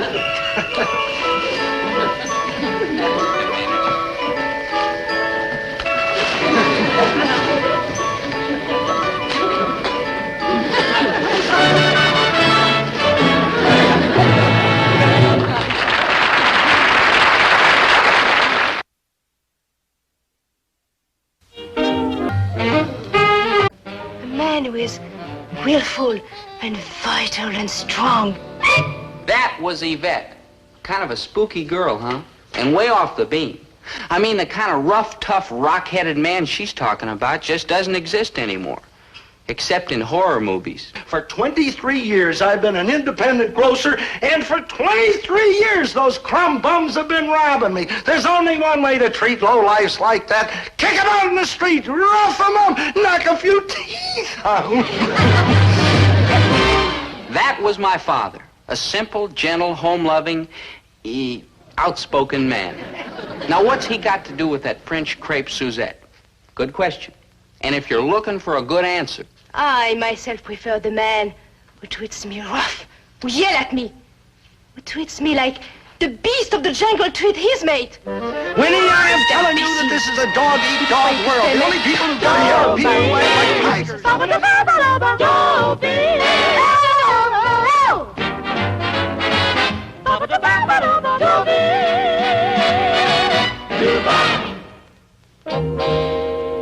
See this book? It's called How to Hypnotize Your Friends for Fun and Profit. And it's really interesting. It's also part of the reason my father got fouled up with this female Maurice Chevalier. You wouldn't think paper and a little ink could blow up such a hurricane. Dobie, you are not developing. You are not using your mind. You are not fulfilling your promise. You are not being true to yourself. Mom, I was just playing a little music. Fine. You want to play music, you play good music. Like madrigals? Like madrigals, like fugues, like etudes, like nocturnes. Fugues, etudes, nocturnes. You see, you don't even know what they mean. Good thinking. Maybe if you'd read a book occasionally, you'd learn a few words. When's the last time you read a book? It just so happens I read a book last night. Oh? What was that? Oh, just a book. What was the title, Dobie? How to Hypnotize Your Friends. Where on earth did you get a ridiculous piece of junk like that? Dad gave it to me. It happens to be a very interesting book. Winnie, one of the guys down at the lodge gave it to me. Oh, I see. You got it from one of your learned colleagues at the lodge. Which one? The one that collects old license plates, or the one who spends the summer vacation trying to beat the flagpole sitting record? Now, just a darn minute. Those are great guys, and every man jack of them is a veteran. Oh, Herbert, I know they are great guys. Yeah, they're my kind of guys. After all, I ain't no Albert Einstein, you know. You sure ain't, Dad. You butt out. Herbert, I know you are not Albert Einstein. And you, by the way, don't happen to be Madame Curie either. That's right. You are not Professor Einstein, and I am not Madame Curie. But just because we are a couple of dull, ordinary people, does that mean that Dobie has to be too? Oh, I don't think you're dull and ordinary, Mom. Or you either, Dad. Thanks, boy. Well, maybe a little dull and ordinary. But you're my parents who gave me birth and walked the floor with me when I was little and fed me and clothed me and raised me to manhood. And I'm not going to turn my back on you no matter what anybody says. You're all right, son. He is not all right. He's stagnating. His mind is shriveling up like a prune. Look what he reads, How to Hypnotize Your Friends. Why don't you read Shakespeare, Dickens, Shelley? What for? School's out this week. But you see, to our son, literature is a chore, not a beautiful, rewarding experience. The boy has no appreciation at all for culture. Mom, maybe I don't have any appreciation for culture, but my posture's good, and I've got a lot of friends, and I'm happy. And that's the most important thing, isn't it? Yes, Dobie, that's a very important thing, but it is also important to enrich your mind and exalt your soul. And we are not going to delay another minute. Get your coat. You are coming with me. I am? You certainly are. I was on my way to my club, but I remember reading in the paper that there's a touring exhibit of LeBlanc at the County Museum, and I have just decided that we are going. Oh, well, gee, Mom, there's nothing in the world I'd rather do, but I got some plans for this afternoon. What plans? Well, you see, Maynard and I figured we'd go downtown and watch this fella toss flapjacks in the window. Oh, he's great, isn't he? Boy, but he is coming with me to the touring LeBlanc exhibit. Right, son. You are going with your mother, and I don't want to pry, but what is a touring LeBlanc exhibit? Yeah. LeBlanc just happens to be one of the world's great French painters, that's all. And he is touring the country with a collection of his paintings. Oh, no, you don't. We have raised this boy up to be a fine, decent, upstanding, all-American boy, and he isn't going anywhere to look at any French pictures. Thank you. I am shocked. Do you want him to go on the way he is? Ignorant, dull, stupid, wishy-washy, slack, uninformed? You rang? Oh, hi, Maynard. Like hi, good buddy. Like hi, Mrs. G. Like hi, Mr. G. No, it's only you, Maynard. It's only you, Maynard. It's only you. That's what everybody says when I come in. It's only you. It's only you. Maynard, I didn't mean it that Sure, way. nobody means nothing. All they do is treat me like dirt. It's only you, Maynard. Do they ever say, how are you, Maynard? Do they ever say, welcome, Maynard? Do they ever say, glad to see you, Maynard? No. Only you, Maynard. That's all they ever say. Well, I'd rather have someone say, get out, Maynard. Get out, Maynard. You're joshing, ain't you, Mrs. G? No, dear, I mean it. Maynard, you know I'm very fond of you. You've never heard me say it's only you, Maynard. Like true. But, dear, we are having a little private family discussion, so if you wouldn't mind just getting out. All the way out? All the way out. What do I like do out there? Well, you could eat a banana. You like bananas? Like, yeah. We'll have to wait like long? Just a few minutes. Oh. Well, I eat like awful fast, Mrs. G. These will hold you, Maynard. Thanks, Mrs. G. Like, goodbye, Maynard. Like cool. That wasn't very kind, Mom. I mean, Maynard's got feelings like everybody else. I know it, dear, and I didn't enjoy pushing him out of here. Maynard is a dear, sweet, well-meaning boy, and I know that you couldn't find a more loyal friend. That's right. He sticks with me through thick and thin. Anywhere I go, he goes. Which is precisely the trouble. Huh? Dear, I know how close you and Maynard are, but wouldn't it be nice if you saw somebody else for a little while? Somebody a little more cultured, perhaps. You want me to dump Maynard? Never. As long as there's breath in my body, Maynard's got a friend. Yay, good buddy, yay. Oh, no, Mom, he reads lips. He reads lips? Yeah, he sent for this course. There was a coupon in back of a comic book, see, and he sent it away and got this course. And he learned it all by himself. So it just isn't fair to go around saying my friend Maynard isn't cultured. Come on, Maynard. On the way to the Flapjacks, we can stop off at the gas station and watch him wash cars. Oh, dear, I didn't mean to upset Dobie. I don't want him to give up, Maynard. I only want him to find some friends who are interested in literature, art, and music. What did people like that they want was Dobie? Somewhere, somehow, Dobie has got to find a cultured friend. He's got to, that's all. He's just got to. Where are you going? To the LeBlanc exhibit. At least one member of this family's going to sop up some culture. And I shall try to pass it on to your son. Well, have fun. Herbert, I have a wonderful idea. Why don't you come with me?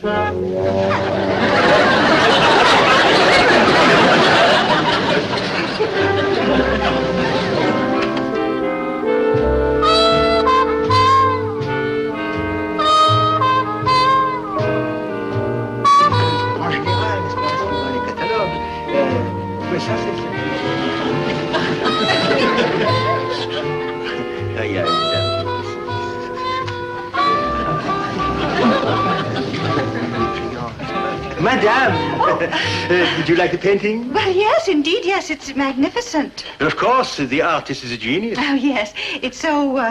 Je ne sais quoi. You took the words right out of my mouth. But we have other masterpieces over here. And also, may I present myself? I'm Aristide Leblanc. Not the painter. Yes, c'est moi. Oh, goodness, this is an honor. I would say. Oh. And may I ask your name, gracious lady? Oh, Mrs. Herbert T. Gillis.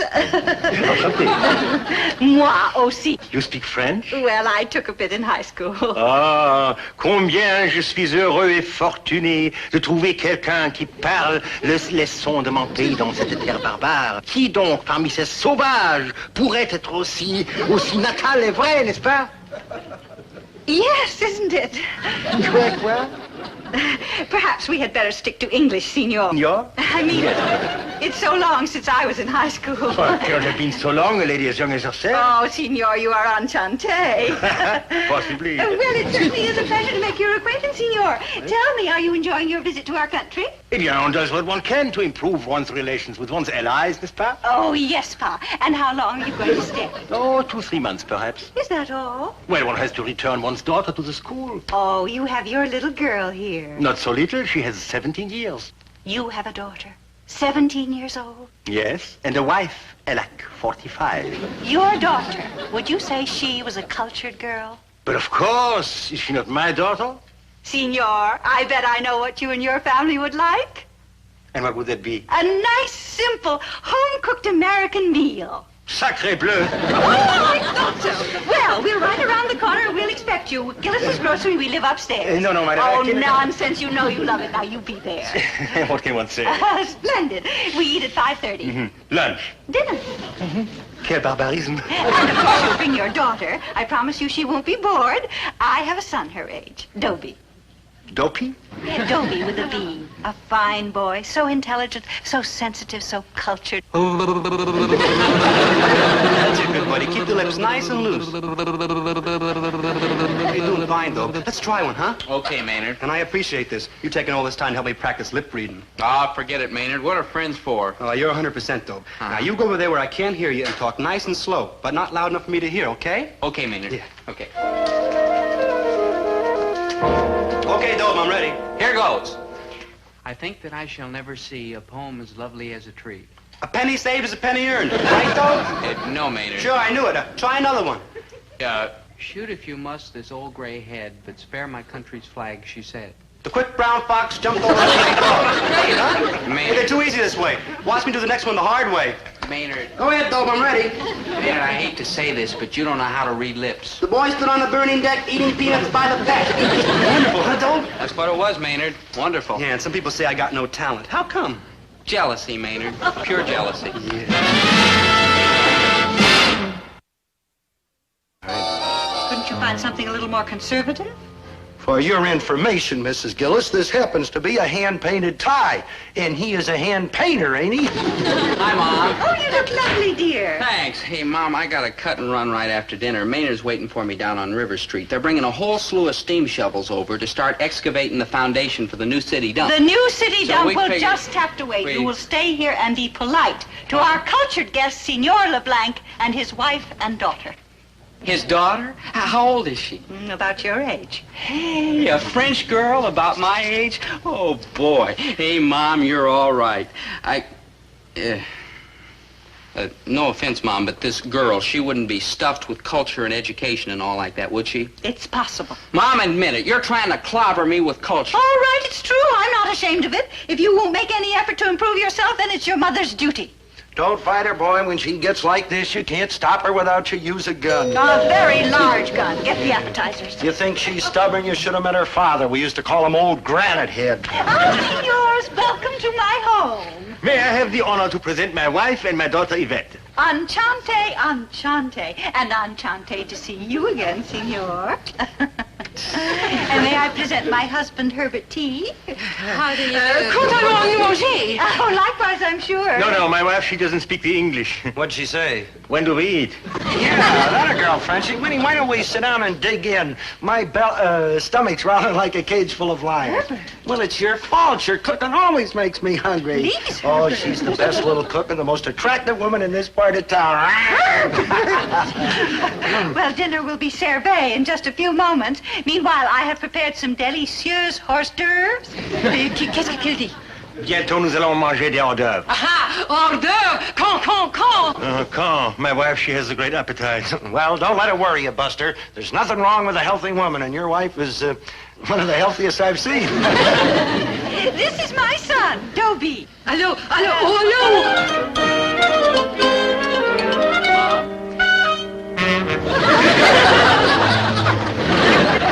Mom? Well, dear, give Madame some appetizers. Oh, yeah. By the way, I understand that you're a painter. Mm-hmm. Well, it's quite a coincidence. My father was a painter, too. Oh. And a paper hanger. Well, shall we sit down?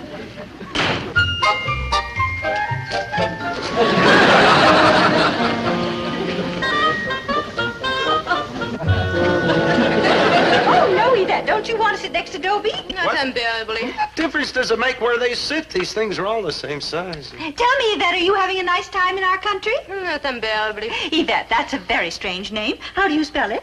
Y-V-E-T-T-E.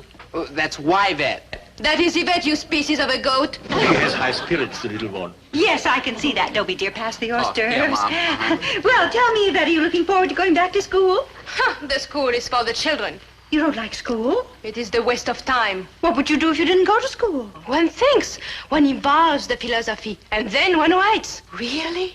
You write? How marvelous. She's had 3 poems published in the Despair Quarterly. My second triumph of a novel is to appear next month. It is entitled Love is a Broken Gas Main. And you're only 17. If one does not have it by the time one is 17, then there can be little hope, can there? Yvette, why don't you and Dobie go for a walk after dinner? He's terribly interested in literature. This Dobie? Me? I wish you would. You could have a nice talk about literature and books and plays and everything. Oh, I think not, thank you. Oh, you'd love it, dear. You and Dobie have so much in common. Oh, some other time. I wish you would. I wish you would, because if you keep arguing, she'll keep arguing, and we'll never get to eat. Oh, very well. Splendid. Goodness, dinner must be about ready. Now, if everybody will sit right down, I will bring the pot roast. Qu'est-ce qu'il dit?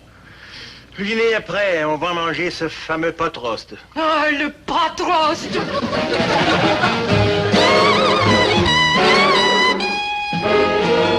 here, Yvette. Back home, they're getting dessert. All I'm getting is sore feet. Now, we walked about 60 miles, and you haven't said one word. Now, if we're not going to talk, we could at least sit. I can't think of anything to talk about, can you? Let us try the literature. You are, I understand, interested in the literature. No, I'm not interested in the literature. I'm interested in the baseball, in the canoeing, in the tobogganing, in the steak, in the mashed potatoes, and in the girls, but not in the literature. I have the boredom. Me too. I have the boredom with earlaps. Let's go home. Oh, in a moment. First, tell me about your father. Well, what about him? Was he always such an animal? Oh, now, just a minute. Just a darn minute. My father's a taxpayer and a veteran. He's so wild, so untamed, so savage. With the good conduct medal. And I'll thank you to keep a civil tongue in your head. Boy, you're an odd one. You bug me. I mean, you just don't make sense. What's all this about writing? And you're all the time so worried and mad and like that. What do you do for chuckles? Chuckles are for the children. Well, what do you think you are, an old woman? It is not the years that make the age. It is the suffering. Have you been sick or something? The whole world is sick. Not me. I feel great. That is the sickest of all. Listen, Yvette, I can't paint or write or compose, but just the same, I know a heck of a lot more than you do. I know that the world's not sick. It's full of wonderful things like friendship and fresh air and water sports and love and... Love? And... You species of a muskrat. What do you know of love? Well, I know it's wonderful. Oh, sacre bleu, but you are an imbecile. Love is not wonderful. It is miserable. It is full of agony and remorse and hate. Love is full of hate? Boy, are you kooky. Oh, kindly defend from speaking to me and take me home as rapidly as possible. For I wish never to regard the stupid face of you again. That suits me fine, pal. I have the longest consecutive... Oh, hello, children. Well, time to go. Au revoir, madame. Monsieur. Well, Yvette, did you enjoy your walk? Oh, yes, madame. It was enchanting. May I come tomorrow and walk with Dobie again? Why, of course you can, my dear. Come every day. Make this your home away from home. Oh, thank you, I will. You're very kind, madame. Come early and stay late. Thank you. Maman, Papa, may you say good night. I wish to be here early tomorrow. At last. Bonsoir, monsieur. Bonsoir, madame. Good night, madame. Good night to you. Bonsoir, madame. Good night, Dobie. Share, Dobie. Good night, good night. Oh, isn't that marvelous, Dobie? She likes you. Congratulations, boy, but could you arrange to meet her someplace else? This girl gives me the creeps. Love is a broken gas, me. Oh, nonsense. She's a delightful girl, and I think it's just marvelous that she's so fond of Dobie. Are you kidding? She hates me like poison. Oh, is that so, Smarty? Then why is she coming here tomorrow and the day after that and the day after that? It bugs me. It really does. Me too, good buddy. I just can't figure it out. The way this little French chick shows up every day? Yeah, 2 weeks now. She hasn't missed a single day. She gets there in the morning and she hangs around all smiles and sunshine until Mom makes me take her out for a walk. Then as soon as we're alone, she either won't talk to me or else she cusses me in French. In fact, sometimes she kicks me. Weird. But the weirdest part of all is, if she hates me so, why does she keep coming back every day? Hey, Dobe, I got like an idea. What? I'll sneak over to her house and peek in one of the windows and find out what she's up to. Yeah. You know how good I read lips. Yeah, Maynard, I know. Where's she live? I'll go right now. No, Maynard, thank you, but no. How come? Well, it's like eavesdropping, and when somebody's got a great power like you have, they should use it only for good. Now, listen. Yeah, there you're is right, something good buddy. I ought to use this great power for my country. Yeah. The United States of America. Yeah. Or the Army, or the Navy, or the FBI, or the United States of America. Yeah, I could be like a spy. A spy? Yeah. I could go in one of them submarines and peek through a porthole and read the lips of the Russians in the next submarine and find out what evil goings on are going on. Yeah. I'd have to learn Russian, and it's probably tougher reading lips underwater. Yeah. All them bubbles. But it's worth it for my country. Sure. The United Maynard. States of America. I could zoom around in a satellite reading lips and secrets all over the kingdom come. I mean, I could see robbers penning robberies and murderers penning murders and thieves. Maynard! Enough! You sure got it up here, good buddy. Thank you, Maynard. It's heartwarming to know I'm appreciated. Now listen, there's something you can do for me. Like, name it. Let me stay at your house tonight, so when this Yvette comes dragging around tomorrow morning, she won't find me home, and she'll maybe get discouraged and give up the whole thing. Sure, Dobe. You can have my bed. Your bed? There's another bed in your room. There is? Yeah, underneath all those records. Oh, yeah. Good thinking, yeah.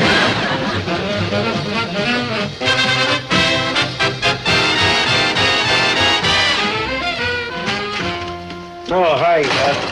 Oh, good morning, Monsieur Gillis.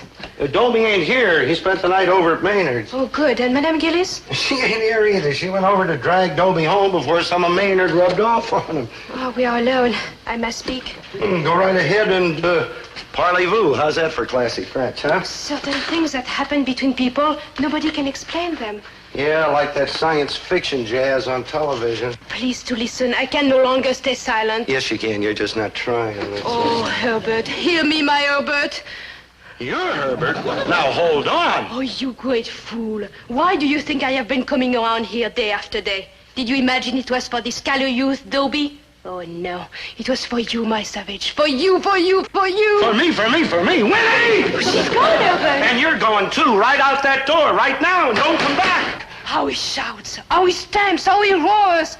Oh, Herbert, what an animal you are. And what a nut you are. That's what you are. Now, you get going. Oh, and look at you, and 10,000 years of civilization disappear.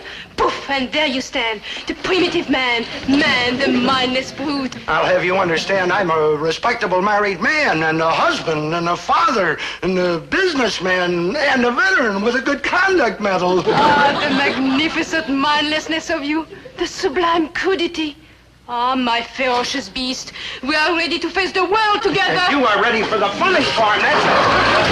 Winnie! Winnie! Will you please go home? Winnie! Winnie! Winnie! Winnie! Herbert! What is it, Herbert? Winnie! Hang on to that lummy there. I'm going to get her old man. Look out, boys. What on earth is happening? I will tell you, madame. I love your husband. Well, of course you do, my dear. The whole neighborhood does. Do you know that every year he plays Santa Claus at the orphan asylum, and when he walks down the street, dogs lick his hands? I do not love him, madame. I love him. Why, that's not a nice way to talk. You must give him up, madame. He's a savage and he needs me. You love Mr. G? What are you, some kind of nut or something? Aha, so that's why you've been hanging around. Oh, dear. Yvette, what is this infamous thing I hear? It is true. Herbert, I love you, and it is a perfect love, all pain and no pleasure. And I will ride. You see what I mean? Beautifully, my next triumph. Get her out of here! Yvette, you will go home at once and go to your room. I will go to my home, for now I have tasted the dregs of futility. Now, at last, I am ready to write. Farewell, Herbert, my great tawny beast.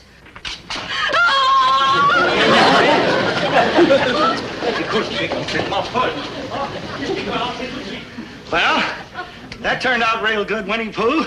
You got any more highfalutin friends you want to introduce Dobie to? Yes, I have. Maynard, darling, promise me you will stay with Dobie always. Promise me you will never leave him. Like, sure, Mrs. G. And forgive me for ever having tried to take Dobie away from you. Like, forget it, Mrs. G. Maynard, you are a real human being. You're 100% with me. You're my kind of people. Your ace is my book. You're all heart. You're the cat's pajamas. You're the cook. You're the one.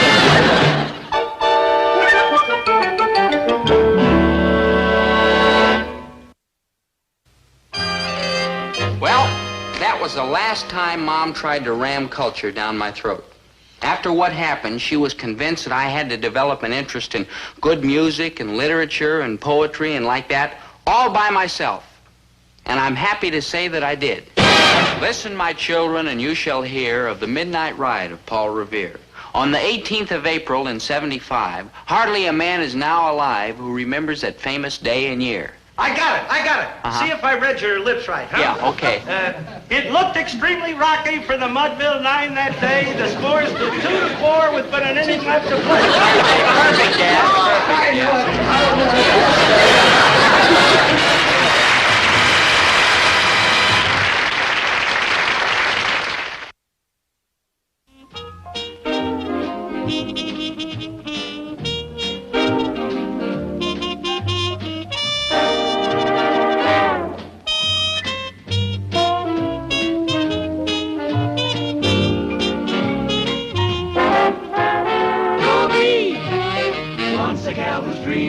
Dobie, once a gal who's creamy, Dobie, once a gal to call his own. Is she blonde, is she tall, is she dark, is she small, is she any kind of dreamer at all? No matter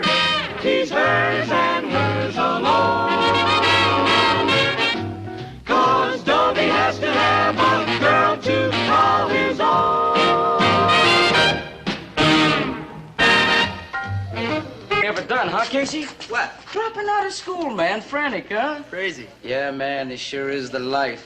What? What we're doing, stupid.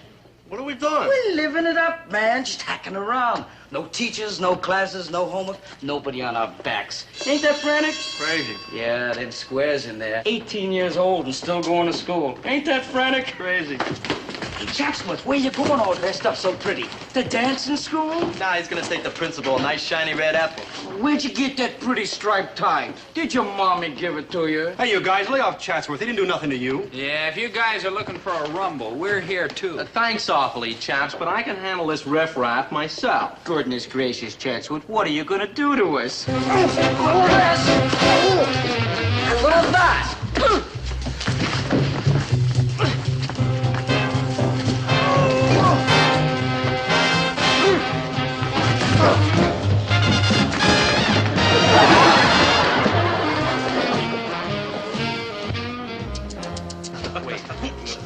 Wow.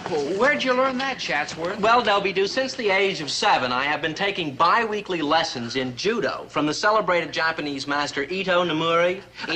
As a matter of fact, he's waiting at my house right now. To give you another judo lesson? No, Krebs, baby. He also gives lessons in flower arrangement. Dobie,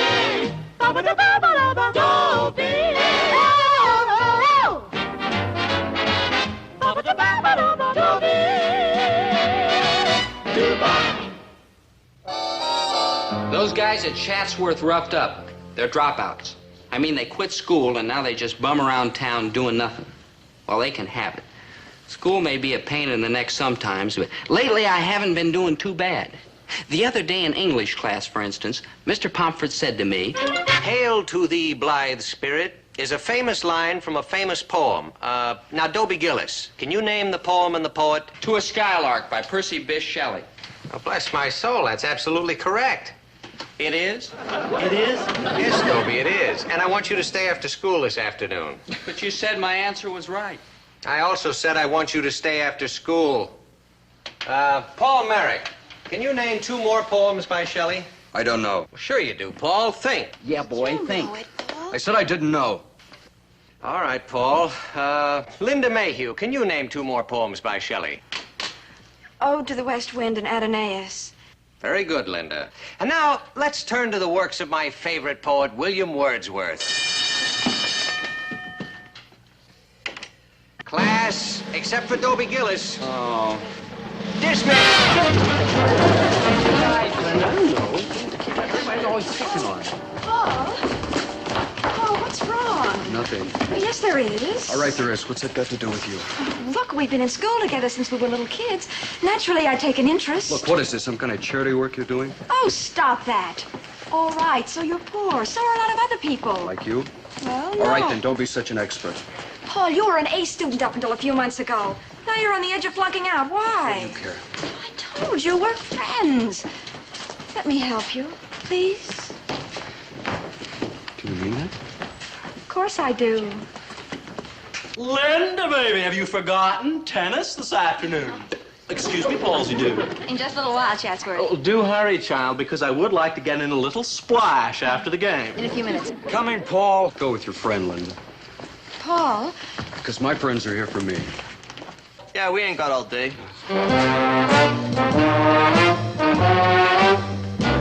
Now, you saw it, boys. Paul with those dropouts. Dropouts? How come they call them dropouts? Because they dropped out of school before they graduated. What do they do now? Nothing, just loaf. Yeah? How old do you have to be a dropout? You're old enough, Maynard. Yeah? But if you do, I will personally grab you by that beard and drag you right back in again. That's the worst thing that can happen to a kid, dropping out. Now, maybe it sounds like fun to you, just loafing and hanging around street corners, but that doesn't go on for long. Pretty soon it comes time to go to work. Work! Yes, Maynard, work. Work! Maynard. And what kind of jobs do these kids get? They're not equipped for any skilled or even semi-skilled work. Work! Maynard! Dobie, I need your help. You need my help? With Paul Merrick. Boys, he's on the verge of dropping out of school. And personally, I consider that a great tragedy. Personally? How? Well, it may come as something of a shock to you, Dobie, but I do take a personal interest in my students, in every one of them. No offense, but how come you're so mean and rotten? No offense, Maynard. I am mean and rotten because trying to cram an education into the skulls of healthy young animals is a job that requires a firm hand and nerves of steel. In fact, there are times when I think I should come to class equipped with a kitchen chair, a pistol, and a whip. It's not an easy job, my young barbarians, but it's a job I asked for, and I've never regretted it for a moment, because it's a job with many rewards. And I'm not speaking of that pittance I find in my pay envelope at the end of each month. I'm speaking of the kids who go out of my class into the world and make a name for themselves. Those are my trophies, boys. Those are my medals, my citations. But Mr. Pomfret, I still don't understand. What do you want me to do about Paul Merrick? Dobie, I want you to persuade him to straighten himself out and stay in school. Me? Him? Why me? Why not his parents? Unfortunately, Paul doesn't have any parents. He's living with an older brother who drives a truck and is practically never at home. Well, what about the principal, the school psychologist? You. Well, we all tried, Dobie, and it didn't work. Work? Maynard. Dobie, I've been watching you ever since you came to Central High School. Now, your marks, I admit, will never take any prizes, and your talents, let's be frank, they defy detection. However, there is one thing you do have. What's that? The ability to inspire confidence. Everybody trusts you, Dobie. Ah, shucks, Mr. Now, no Pomfret. modesty, no modesty. You've got a kind of goodness that shines through. Well, what can I do? Just talk to Paul. Be his friend. Try to convince him what a mistake he's making, because he is, you know. Paul's a brilliant student. Or used to be. Oh, gee, I don't know. You say you've tried, and the principal and the psychologist, and you all struck out? But that's just the point, Dobie. Paul doesn't trust adults. You, on the other hand, you, Dobie Gillis, are a natural-born youth leader. Dobie's a natural-born youth leader? He sure is. Well, I'm a natural-born youth follower. Wait. Come on, Dob, we'll go over to Paul's house. Come on. Maynard. Mr. Pomfret, look, please, Mr. Paul? Hey, Paul? Not here, Maynard. Oh. Ooh. I don't think nobody but kidnappers live here. Kidnapper? Yeah, like in the movies, when they're like holding somebody for ransom. They always got an iron bed and a light bulb hanging down. Maynard, that's ridiculous. This is Paul's room, all right. It's the right address. Gee, it isn't quite what I expected. It ain't good, buddy. I've seen prettier rooms than this in horror pictures. Gee, he's been like sewing the holes in his socks together. Gee, I'm getting like all misty. Let's go, Dob, huh? Yeah, I wonder Paul never invited anybody here. Gee, we better not let him know we've been snooping around here. It's like opening somebody else's mail. Yeah. He wouldn't like it. Hi, Paul. Can we sit with you? Thanks. Yeah, thanks, Paul. You're like a real human being. You sure are, Paul. You're quite a fella and awful smart, too. Yeah. Yes, sir, Paul. We're sure happy to be having lunch with you. That's right, Paul. Yeah. Why, just this morning I said to my good buddy Dobie, wouldn't it be crazy to have lunch with Paul today? Yeah, that's right, Paul. That's what Maynard was saying.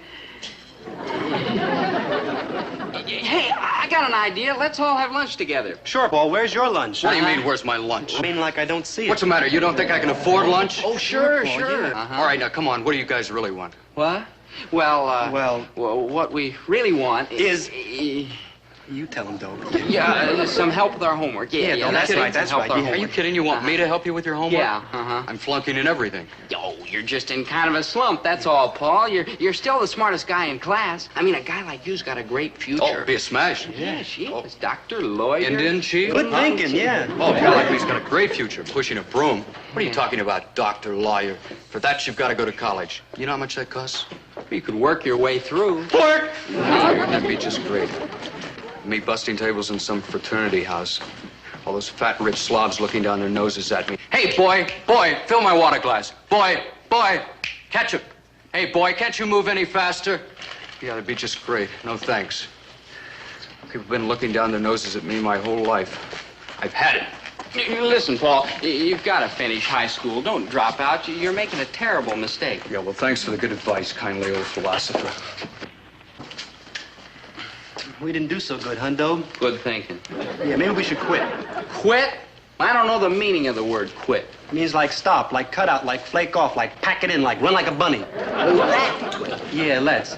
Good thinking. Yeah. So we see that in his later poetry, and particularly in his sonnets, William Wordsworth reached his full powers as an important English poet.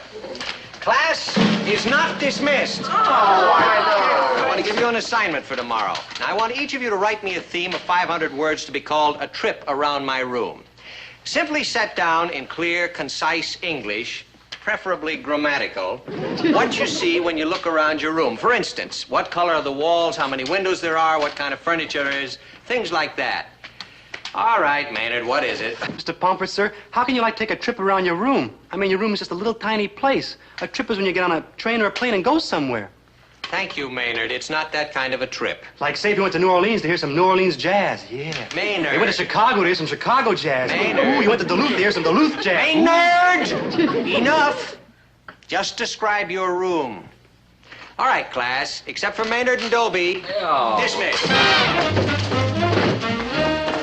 Well, how'd you make out with Paul, boys? Well, we did great. He told us to leave him alone, and that's just what we're going to do. Leave him alone. Yeah. You mean you're going to quit? That's the word, quitting. Oh, well, I don't suppose I had any right to ask you in the first place. Honest, Mr. Pomfret, I did everything I could. Sure, Dobie. It's not your problem if a boy like Paul Merrick throws away a fine potential and ends up a bum. But really, Mr. Pomfret, I did my best. After all, you're not your brother's keeper, are you? If you want to quit, that's your privilege. Dobe? Huh? I think you're being snowed. I think so, too. He's right. Yeah. All right, Mr. Pomfret. What do you want me to do? Tell me. Just try again. Just once more. Okay, Dobie? But I haven't got a chance. Dobie, remember this. It matters not if you win or lose, but how you run the race. And if at first you don't succeed, try again. And a man who won't be beat can't be beat. And a man who can't be beat won't be beat. Stuff a cold and starve a fever. Just holding up my end of the conversation. Maynard, old friend, I've thought long and hard about Paul's problem. And in my vast experience, I've learned that when all else fails, cherchez la femme. That's like brilliant, though. Yeah, it is kind of, isn't it? What does it mean? It's French, Maynard. It means find the woman. Oh, we're going to go to France and find him a woman. No, Maynard. Where are we going? We're staying right here. Well, where's the woman coming from? Right there. Hi, Linda. Hi, Dobie. That's the girl you're going to get for Paul. Good thinking, Maynard. Just let me do the talking. Hi, Linda, baby. It is I, your ever-loving Chatsworth. In a minute, Chatsworth. You wanted to see me, Dobie? You, yes. I hadn't figured on Chatsworth. It's all right, Gillis, baby. Linda has no secrets from me. Oh, hush up, Chatsworth. Now, what was it you wanted to talk to me about, Dobie? Well, I was wondering if you had a date for the dance Saturday. As a matter of fact, I haven't. Are you asking me? Well, not exactly. Not for myself, that is. For somebody else? Well, yes. And who might that be, John Alden? John Alden? It ain't John Alden. It's Paul Merrick. Merrick, oh. What's the matter with Paul Merrick? Any number of things, but let's begin with those seedy characters he hangs around with. Guilt by association. It doesn't prove a thing. Look at the seedy character I hang around with. No offense, Maynard. No offense. There's quite a difference, Dobie do. I mean, this ragamuffin, shabby though he is basically quite a decent sort. Paul's friends, on the other hand, are really too impossible. I'm afraid he's right, Dobie. Something's happened to Paul in the last few months. Something bad. But you always liked him. I was always his friend, yes, and I still want to be. But you can't be friends with a boy who keeps turning his back on you. But he wants to take you to the dance Saturday. He sent you to ask me? Well, not exactly, but I know he wants to. See here, Gillis, it just so happens I was going to ask Linda to the dance right after we finished golfing this afternoon. Chatsworth, you got everything in the whole world. Do you need Linda, too? Paul really needs her. He's in trouble. Dobie, if I thought I could help Paul, you know I'd say yes in a minute. But let's face it, he's too far gone. Oh, honest, Linda, he's a great guy, 100%. He was. It's gone now. Oh, no, Linda. Look no. here, chaps. This argument is rather pointless. I mean, tomorrow we'll know what sort of a person Paul is, won't we? Tomorrow? Yes. How? Yeah, like how? Don't you remember our English assignment, a trip around my room? So? So, tomorrow in class we'll be reading our themes. And I always say, you show me a man's room, and I'll tell you what kind of a man he is. I'm not talking about luxurious furnishings. I'm talking about the kind of thing he keeps around him. Good books, good music, good hobbies. That's where a man really shows his character. Don't you agree, Linda? Yes, I suppose that's true. Well, then why stand around debating when tomorrow we'll have the answer? Bye, boys. Ta-ta, chaps. Hey, Dobe. Yeah. You remember Paul's room? I sure do. Hey, Dobe, know what we're like? Like dead? Good thinking, yeah.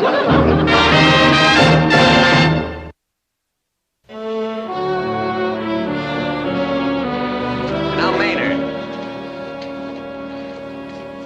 My Room by Maynard G. Krebs. My theme is kind of short, Mr. Pomfret, sir, and I live in a small room. Proceed, Maynard. I open the door to my room. What do I see? The sweatshirt I left on the floor last night. What is the next thing I see? It is the sneakers I left beside the sweatshirt. And what is the next thing I see? It is the socks I left beside the sneakers. And what is the next thing I see? It is my records. Singles, albums, 33s, 45s, 78s, hi-fi, lo-fi, stereo, hundreds and thousands of records, piles and stacks and heaps of records. And what is the next thing I see? It is my mother standing in the door saying, Maynard, clean up your room or your father will put you in manual training school. Thank you. It sounds a simple hovel, Maynard, but your own. Like true. Paul Merrick.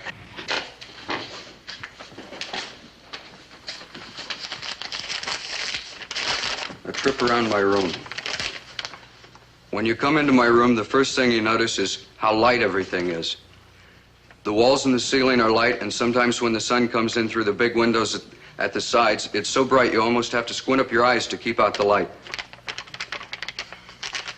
Over my bed on the wall are 2 crossed tennis rackets, and on the other side are 2 crossed dueling swords. On the other side of my room is a big desk where I keep my microscope. It goes up to 1200 power, has 3 objective lens turrets, highly polished concave mirrors and optical condensers, and is kept in a mahogany-stained hardwood storage case. In the drawers of my desk, I keep my stamp collection and my coin collection and my rock specimens. I've got pretty interesting stamps, too. For instance, I've got an unused Hawaiian Islands 5-cent blue from 1840. That's one of the rarest kind of stamps ever printed. Next to the desk as you go around my room is a hi-fi set and a pretty big phonograph so I can hear all the good music I want anytime. Next is sort of a workbench where I keep all my chemistry apparatus, where I can do all kinds of experiments. You know, people have made very important discoveries with equipment just as basic as mine. But the best thing in my room is my collection of books, because I found that a man can travel to the ends of the earth while sitting in an armchair if he has plenty of good books.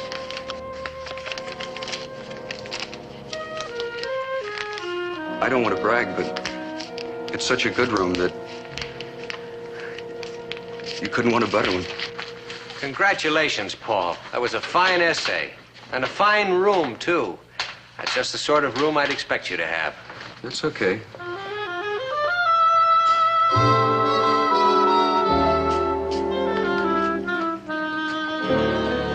Paul, Yeah? I just wanted to tell you how much I liked your theme.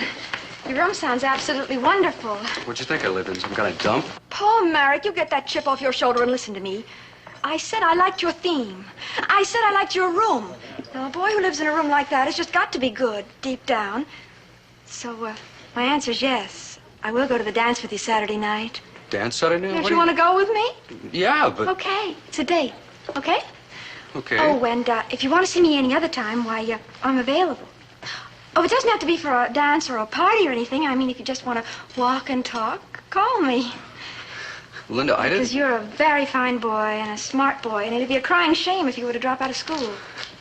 You know, I didn't even think you... You didn't think I cared? Of course I do, Paul.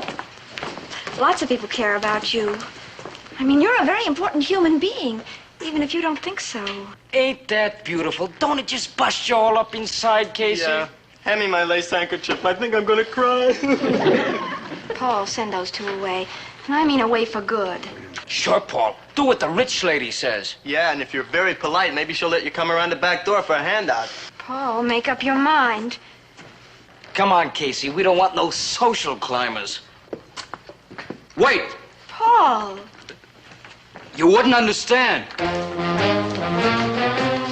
Yes, sir, Linda. You sure can't tell about a man from the kind of room he lives in. Oh, shut up. Shut up. Linda, I'm talking about Paul. You heard his theme. Don't ever mention his name to me again. But he's a wonderful guy. He's a bum and a loafer, and I think all that stuff about his room is just a big lie.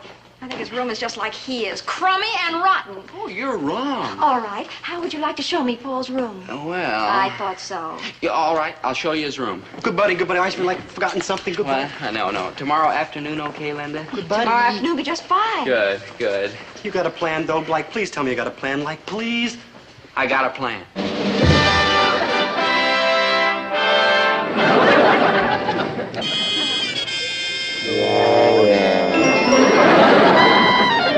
Gillis, baby, about your plan. You're definitely definitely sick. I mean, you need attention. Chatsworth, you gotta do it. Look, Paul told this great whopping lie about his room, and you want me to make it all come true. You want me to supply the things he said he had in his room. Well, you've got them, haven't you? Ridiculous question. Of course I've got them. Yeah, and I'll get my father's truck to haul them over, and Maynard will keep Paul away from the room. Dobie, may I remind you that I have more than a casual interest in Linda? And you're asking me to help Paul Marek steal my girlie. Gad, you can't be serious. Chatsworth, if you were just anybody, I wouldn't ask. But you're Chatsworth Osborne Jr. Why, you've got family and ancestors and tradition. Why, you've even got a coat of arms with a motto in Latin. Substantium nihil tangere.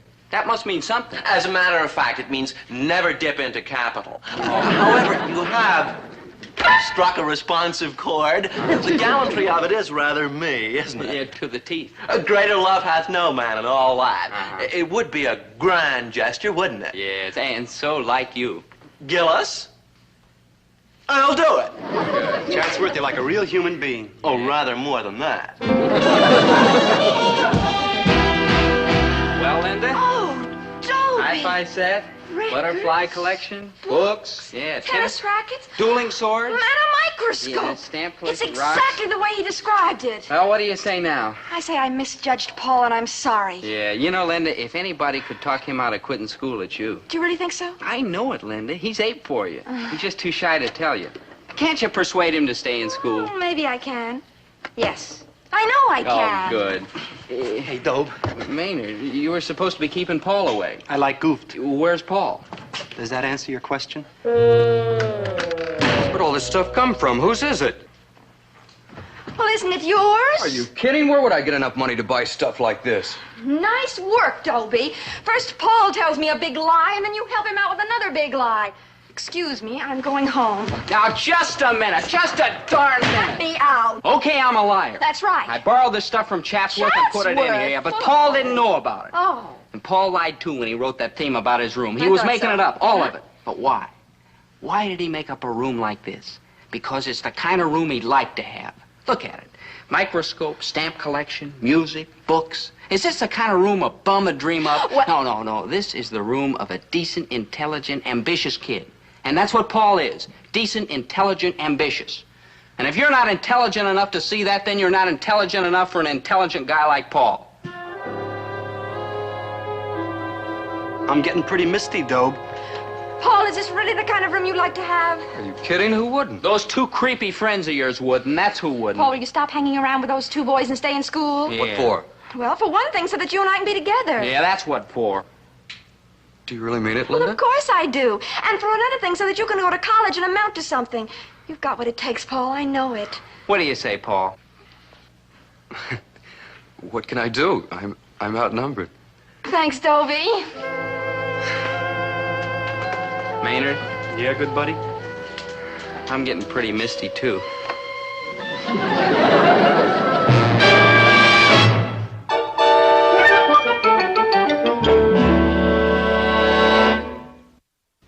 These three magical lines from Kubla Khan are considered among the most inspired lyrics in the English language.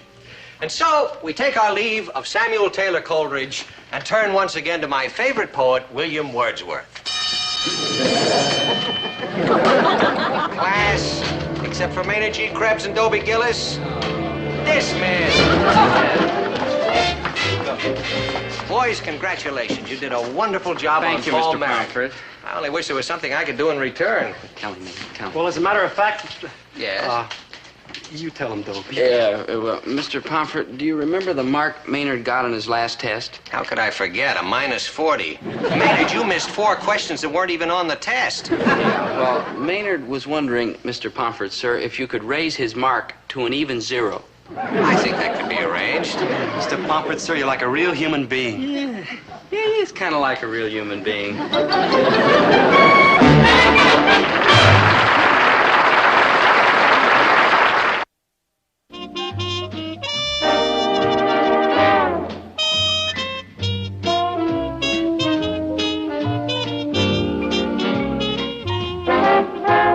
Dobie, once a gal who's dreamy, Dobie. Once a gal who's creamy, Dobie. Once a gal to call his own. Blonde is she, tall is she, dark is she, small is she, any kind of dreamboat at all. No matter, he's hers and hers alone. 'Cause Dobie has to have a girl to call his own.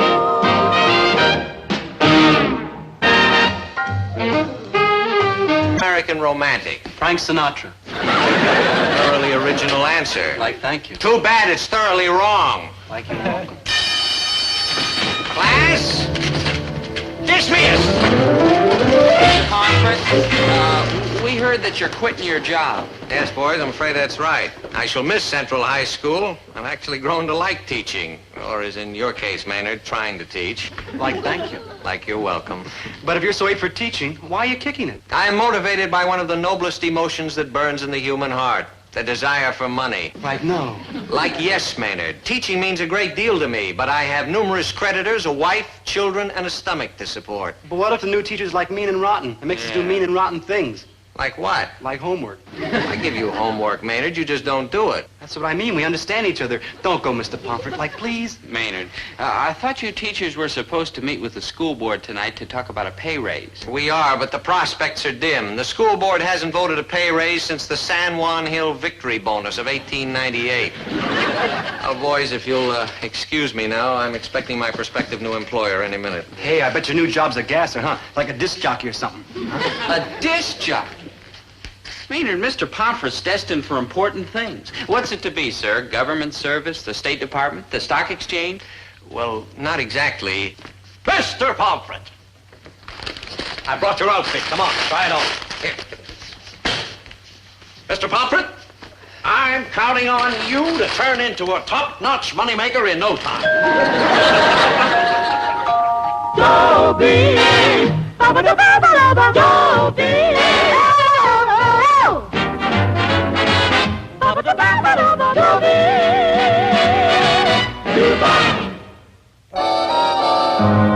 I never thought the day had come when I'd be sorry to see a teacher leave.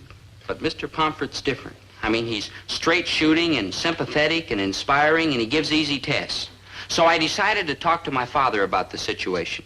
He promised me he'd always listen to my opinion on any subject. I absolutely refuse to discuss it. Dad, I thought you were more open-minded. I am probably the most open-minded man in town. How do you think I wind up with all these head colds? You probably remember the famous words of Voltaire when he said, "I may not agree with what you say, but I shall defend to the death your right to say it." Sure, Dad, well, that was Voltaire talking. Now this is Herbert T. Gillis talking.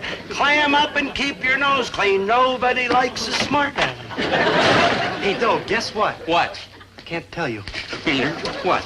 What? I promise you won't hate me for telling you? Maynard, tell me already. Guess who we're going to get for a new teacher if Mr. Pomfret quits? Who? Mr. Fogarty from Woodshop.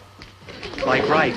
The only teacher who ever got an honorary degree from Devil's Island. Doe, we got to do something. Yeah, well, I've been trying, but my father told me to butt out. Hello, dear. Hello, Maynard.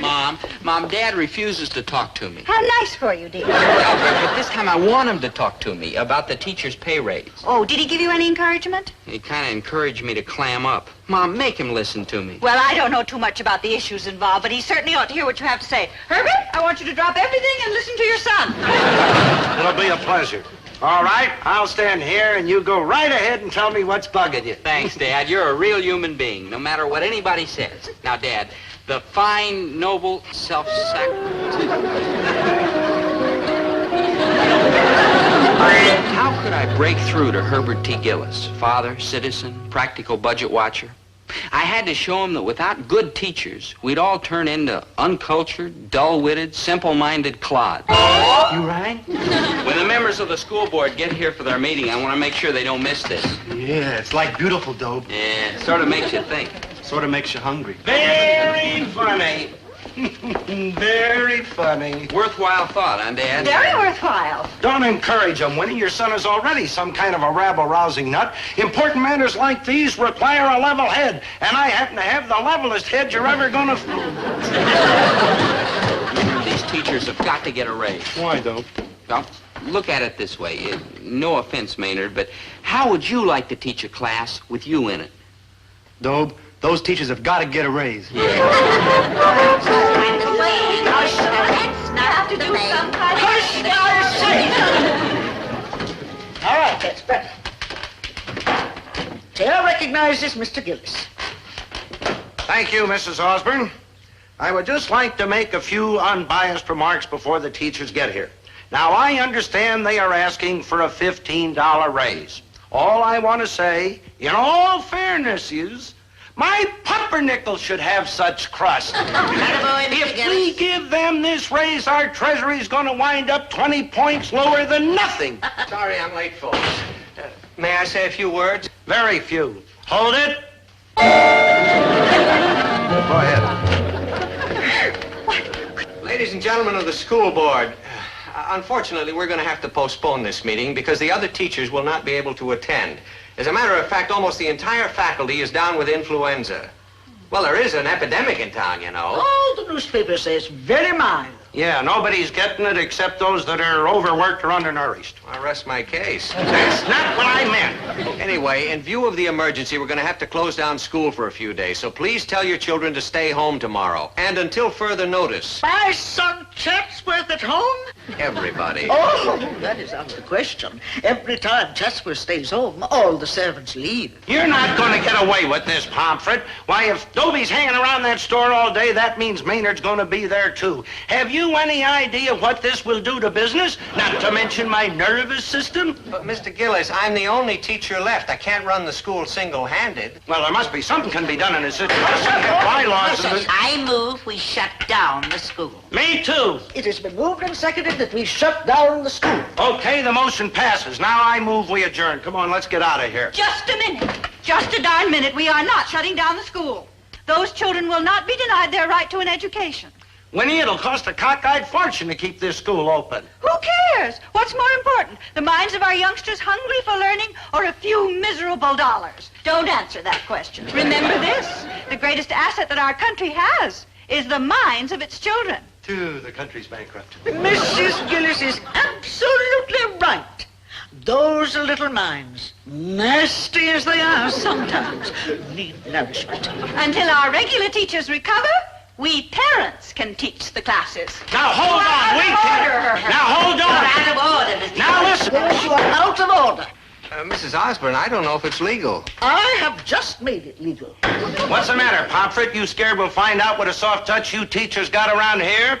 I move and second and all the other gizmos that the parents take over the classes. We'll find out the truth. You want a raise? You feather betters will probably wind up with a cut. It'll be exciting. It'll be fun. It'll be murder. Our parents are going to teach the classes? Ridiculous. I mean, parents are supposed to bug you at home, and teachers are supposed to bug you at school. But nobody was playing by the rules. Actually, I will teach home economics and the art of entertaining. We Osbornes have been internationally famous for entertaining ever since the Mayflower landed.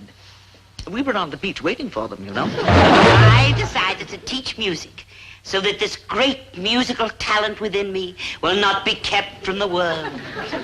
Down among the sheltering palms, oh, honey, wait for me. Oh, honey, wait for me. See what I mean? Girls, physical education? All that bending and stretching and twisting and turning? Oh, dear. I think that accounts for everyone, except Mr. Gillis. He had to stop off for something. He'll be here in a minute. Now, why don't you just tell us all where to go? He wouldn't dare. Mrs. Osborne, Dobie will take you to your home economics class in room 208. And, Maynard, why don't you take Mrs. Kenny to her music class in room 324? All those lucky youngsters. Now, Mrs. Gillis, our girls' physical education class is experimenting with this program of Swedish exercises. Oh, must we? I'm afraid I'll have enough trouble with them in English. Hey, Pomfret, get the whole team out here. On the double. I'm calling one-go practice for the outfield. I want to see the whole team in there pitching, except the pitchers. Them I want to see out someplace hitting. There's too many weak hitting pitchers nowadays. You got to get that old Pepper in there, boy. Mr. Gillis, there must be some misunderstanding. These clothes. What's the matter with these clothes? What do you mean, you put me down for baseball coach, didn't you? Well, I'm afraid not, Mr. Gillis. I had you penciled in for English literature. Well, you can just unpencil me out, Buster, if you think I'm going to sit in some stuffy classroom and listen to a lot of kids yammer. Herbert? Well, it ain't fair, Winnie. Listen, I went out and bought a new glove and everything. Don't worry, Mr. Pomfret. Deep down, Herbert really loves English literature. Don't you, Herbert? I like Casey at the bat. Good, but I hope you like poetry, too. Right now, we're studying the great American romantic. Frank Sinatra? Twice in one day? No, Mr. Gillis. I'm referring to Henry Wadsworth Longfellow, Dean of the Romantic Poets. He wrote The Midnight Ride of Paul Revere. And you must know The Wreck of the Hesperus. No, or I married him. Just a little pleasantry, dear. I'll thank you to keep your pleasantries to yourself. I have a physical education class to organize in Swedish. Mr. Gillis, I hope that you're able to maintain discipline with your class. Discipline? You are talking to Herbert T. Gillis, formerly First Sergeant Herbert T. Gillis in the United States Army, with the Good Conduct Medal. Lead me to them Yardbirds. Very well, Mr. Gillis. Fall in. Fall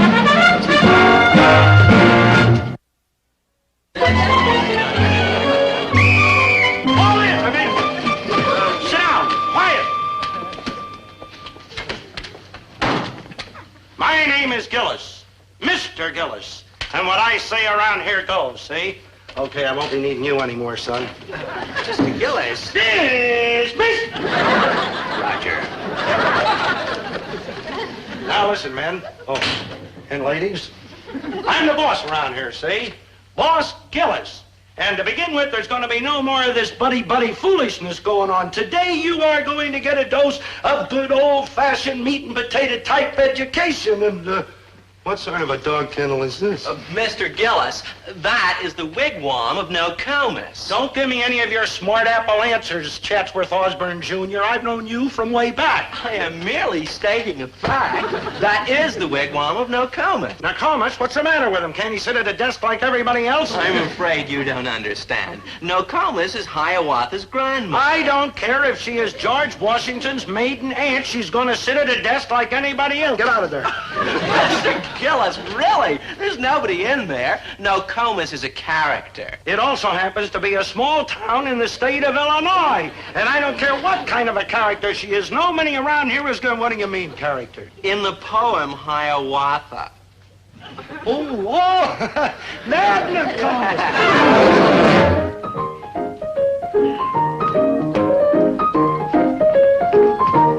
Down among the sheltering palms, oh honey, wait for me. Oh honey, wait for me.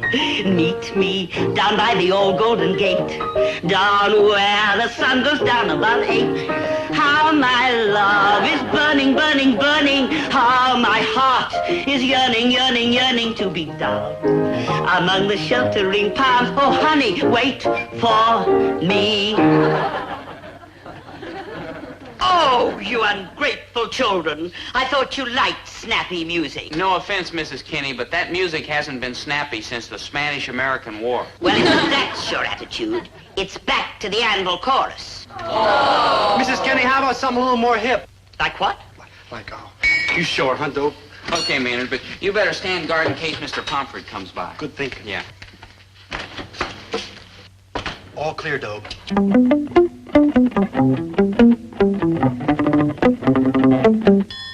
Don't send a rabbit to the store to bring home carrots and put them on the shelf. Oh, no. You send a rabbit to the store to bring home carrots, he'll eat them all himself. Oh, yeah, yeah, I had a gal and I had a pal, as true as he could be. Well, I sent my pal to fetch my gal and he stole her love from me. Don't send a monkey to the store to bring home bananas for your appetite. You send a monkey to the store to bring home bananas, you won't eat tonight. Cool at the law.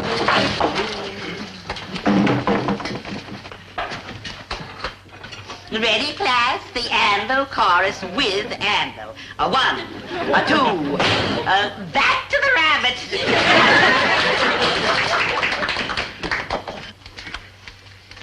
Don't send an elephant to the store to bring home peanuts like the fella tells. Oh, no. You send an elephant to the store to bring home peanuts, you'll get peanut shells. Oh, yeah, yeah, my buddy asked to borrow my car, so what was I to do? Oh, I let my buddy take my car, and he took my baby out too. Don't send a rabbit to the store to bring home carrots and put them on the shelf. You send a rabbit to the store to bring home carrots, he'll eat them all himself. And don't send no doggy for bones, neither. Like true. 3, 4, 1, 2, 3. This is dreary. I have a much better idea. Something that we used to do in school, rhythmic expression. We'll act out all kinds of cute little stories. Now, you just do as I say. All the graceful swans are sleeping. That's right. Lovely. Splendid. Now, isn't this much more fun than those silly Swedish exercises? But hark! Bold Chanticleer heralds the dawn. Everybody make like Chanticleer.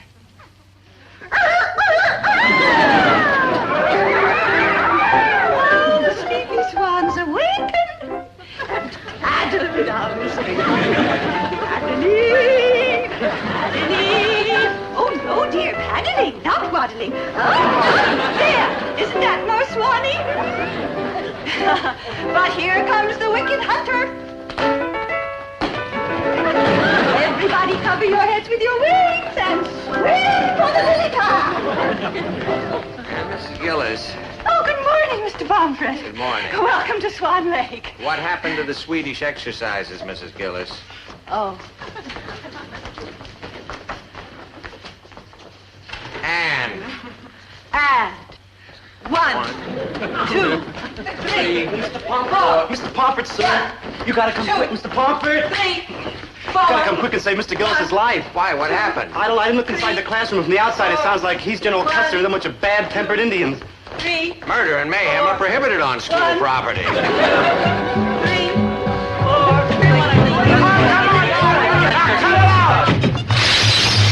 Quick,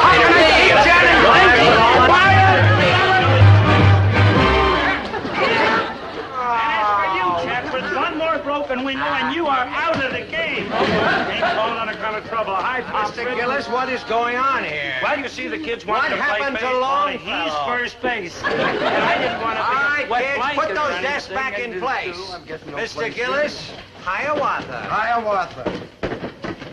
By Henry Wadsworth Longfellow.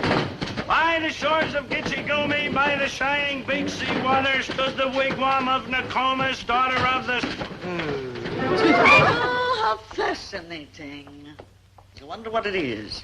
Mrs. Osborne, I believe it's a stove. Oh, nasty. Well, I suppose it has some historical interest. Fire! Be careful. Be calm. I'm in charge here. Fire! Nasty mechanism.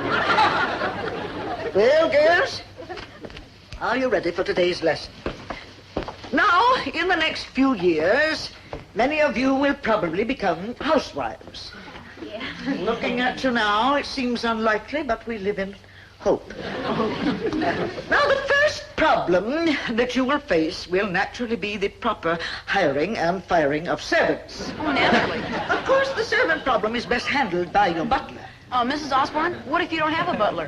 You're jesting, of course. Everyone has a butler. Who else would take charge of the maids, the chefs, and the pantrymen? I never thought about it like that. Well, think, girl, think. Now we come to the problem of dismissing a servant.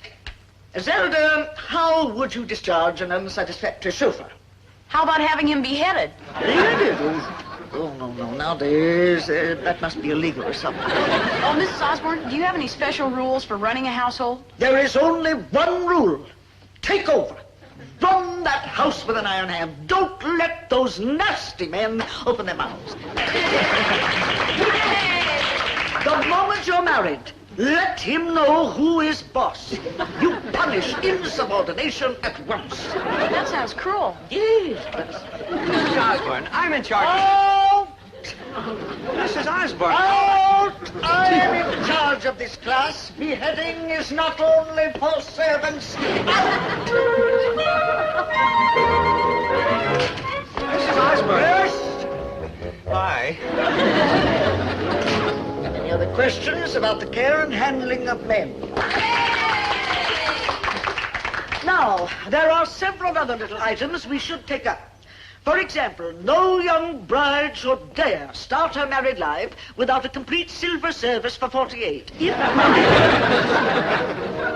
Mr. Pomfret. Everything will turn out fine. You'll see. Sure, Mr. Pomfret. You'll love it out there in that ice cream truck. Very healthy. Maynard. They cannot say that I deserted a sinking ship. Mr. Pomfret, where are you going? To make sure that Central High's last hours are filled with glory, I'm going to see those classes are run properly to the bitter end. Mrs. Osborne's class, too? Well, no. The end doesn't have to be that bitter. How my love is burning, burning, burning. How my heart is yearning, yearning, yearning to be down among the sheltering palms. Oh, honey, wait.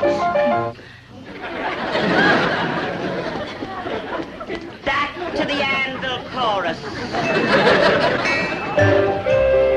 All the little raindrops are pattering, tittering and pattering, tittering and...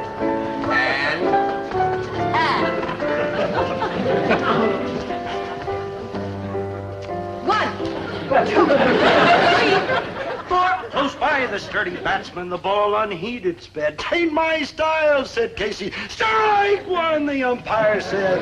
And then from the bleachers, black with people, there arose... Hiawatha? By the shores of Kitchigoma, by the shining big sea water, stood the wigwam of Nokomis, daughter of the moon. Oh, you old Nokomis. Then from the bleachers, black with people, there arose a mighty roar, like the beating of the storm waves on some stern and distant shore. "Kill him! Kill the umpires!" Yep, that was the day the teachers disappeared. Pretty scary, huh? Well, the night they came back wasn't exactly the calmest either. Order! Order! Or do I have to bring another gavel on somebody's head?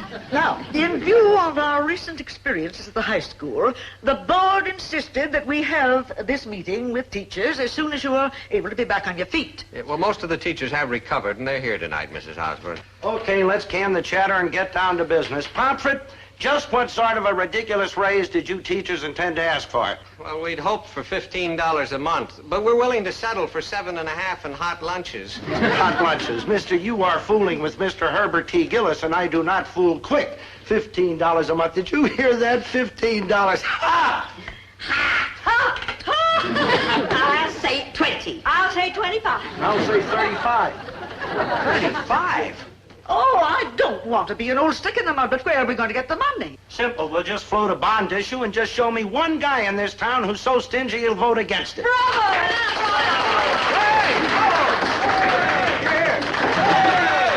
That answers my question, and as chairman of the board, I insist the teachers get $40 raise and like it. Meeting adjourned, and I have no patience with back talk.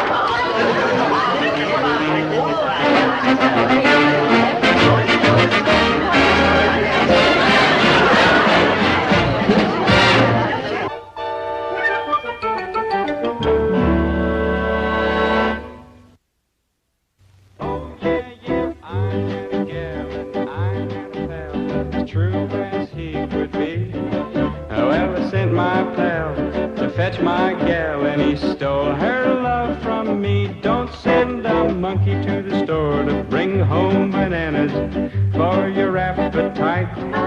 You send a monkey to the store to bring home bananas you won't eat tonight. Don't send an elephant to the store to bring home peanuts like the fella tells. You send an elephant to the store to bring home peanuts, you'll get peanut shells. Oh yeah, yeah, my buddy asked to borrow my car, so what was I to do? Oh, I let my buddy take my car, and he took my baby out too. Don't send a rabbit to the store to bring home carrots and put them on the shelf. You send a rabbit to the store to bring home carrots, he'll eat them all himself.